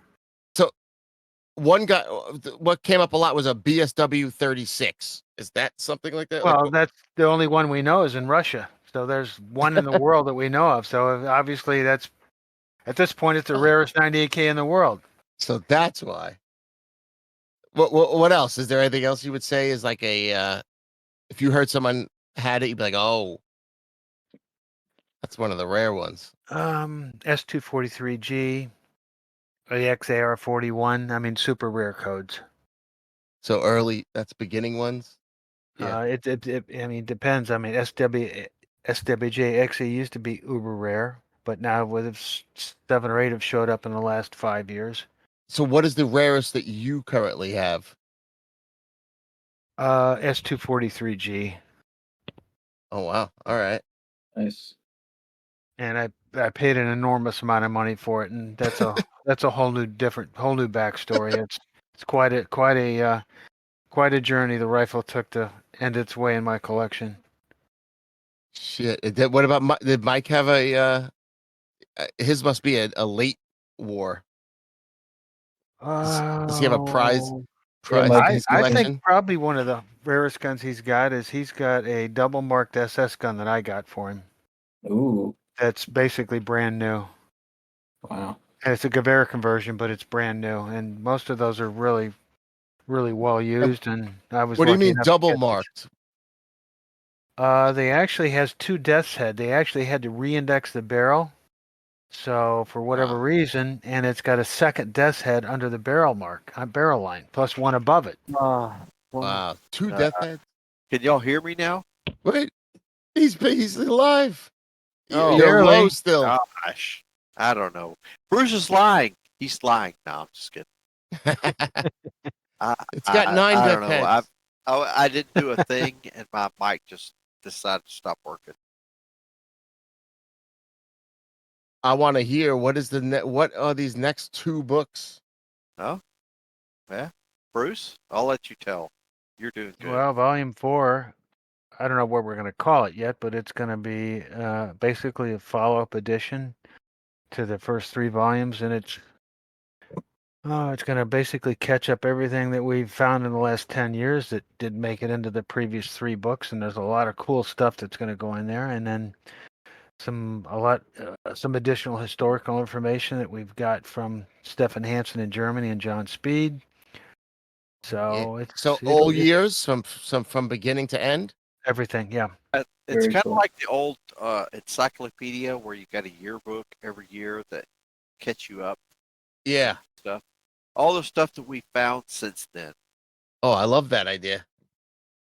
Because that's the problem with a lot of books. As soon as you write the book, yeah, it's stuck. It's Right. gonna get old right away. It's going to be just different little things that we found to make it cool. Just cool stuff.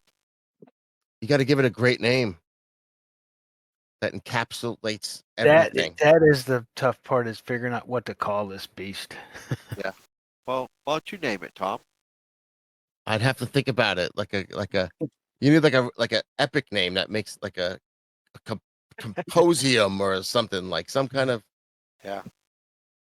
But the next real book, I mean, that's just like fluff. It's a warm up. We're gonna do booty waffin. Wait, who? Booty waffin. Booty waffen. Booty waffin. Booty waffle. That's all the captured weapons that the Germans used in World War II. Oh, ooh, that'll be a good one. Polish, Italian, French, Wow, Russian, so and all those Belgian, Greek. Italian, yeah. initials that they used.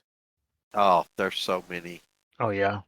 Wow, and I hope you give some sense to their naming conventions with some of them. No, there's no sense in it. Revolver 637F. Oh yeah. Well, if you go to a gun show and you see a French rifle laying on a table, you pass it up. But there's a lot of cool French rifles laying on the tables. That's all I'm going to say. Yeah, and I saw a few rifles that the only way to know it was a German was the bayonet lug was a modified. Yeah, some of them just cut twice. Yeah, on so that's. left and right. I'd love to know all these little secrets. That's the book. That's what it's going to be about. Yep, you got it. That'll be a really cool one. But Wait, that's all different guns? Any gun? All of them. Wow. So you're going from one gun to every gun. Basically, country specific. Booty waffin. There's I like that. the Germans had booty tanks, booty weapons, booty uniforms, booty helmets. They used everything. This is just about the rifles that we and it's really going to focus on rifles that have German depot markings, because the Germans used a lot of French rifles with no modification. So, Well, I'm Here we go. curious to see because I never know. Was it World War One where they would put the Deutschland mark on it? Yep. I remember those Deutschreich, yeah, but they didn't World War do II, yeah, I never know exactly. Besides the 24T under occupation, but sometimes they did. So you'll see examples where they did. do you end up having to buy all these as well? Like, do you get into it so much? Like, whenever I research, I want to buy. Yes. I've been buying We've got a pretty good group of people that we can tap into for all those guns. That's really what it's a collaborative effort. Wow, that's awesome. And you're going to use all your things you learned from your first 3 books now, so you're pros now. Actually, It's going to be a lot simpler. It's going to be mostly a photographic journey. Yeah, it'll be easy. There's not much documentation to prove it. We just have examples to prove it. Right. Perfect. I look forward to that. That'll be a good one. And do you have any other go-to websites or books besides your own and your own forum that you guys go to for shit that you can recommend? You know what? Here's the thing. I collect more than 98Ks, but if you're gonna if you're gonna study something, you have to look at other things. Like I collect P38s. The P38forum.com, I go there. Gun boards, I still go there. I'm a moderator there too. Can you handle Reddit? No, I don't go to Reddit. I don't go to Reddit. I don't go to Facebook. Well, you're already spread pretty thin with your forum. It's a lot to cover. It's a lot. Can't imagine you going to too many other forums and shit like that. And we have jobs. And real life, yeah. Yeah. All right. I think we covered a lot here. We might have to make it a 3-parter. Awesome. You might. I think the only thing left is Mike's big secret. the one Yep. one last secret that no one seems to know. I hate K98s. What? No. So if you were going to say who made the first 98K, who would you say it was? Mauser, right? Mauser or JP Sauer if I had to take a second guess. JP Sauer made the first 98K. What? You heard it here, folks. JP Wait, Sauer made how? the first 98K. I thought they developed it at Mauser. No, Sauer. Sauer is the factory that created the first 98K. Wow, that's a good one for trivia, Tom. Yeah, right. So, when we were doing this book, we were actually shocked. I mean, Bruce, were you shocked? Oh yeah. I was shocked too. There's documents dating from 1933 with JP Sauer ordering parts for the 98K system. And And what was it? It was called the 98? nope, it was called the K18. Ooh. K18. Because I know you said 33. That's when they were still doing those 33 standard models. So I'm thinking maybe they got something. But if you're saying it had a different name. If you look at the early JP Sauer guns, they have a dual band spring arrangement. Have you ever seen those? Where there's 2 springs instead of 1? One on each side. One on each side. So what they did is they took the Car 98B and shortened it. And they have a band spring for the rear band on the left and a band spring for the front band on the right. Well, then it's technically different. So it's not the It's different. K90. But they were making those in 1933, 34 is when they started actually producing them. They didn't want, because of the treaty, of course, they were masking their production, right, from everybody. So that's why we don't know exactly. No, it doesn't matter. Walther went to the Nazis and said, hey, we can make short rifles for your soldiers. And the consortium started making 98Ks in 1934. Bruce, when did Mauser deliver the first 98K pattern rifles? I don't actually. It's either December 34 or January 35. Exactly. That late. They were very late. Hmm, JP wow. Sauer was delivering K98K pattern rifles in 1934. So they were first. I don't know the logistics. Is Sewell close to Oberndorf? No, it's a. So this is that far But- away, and they Walther, Sauer, and all those guys were all in Sewell. Wow. In fact, Zella-Mellis and Sewell are right next to each other.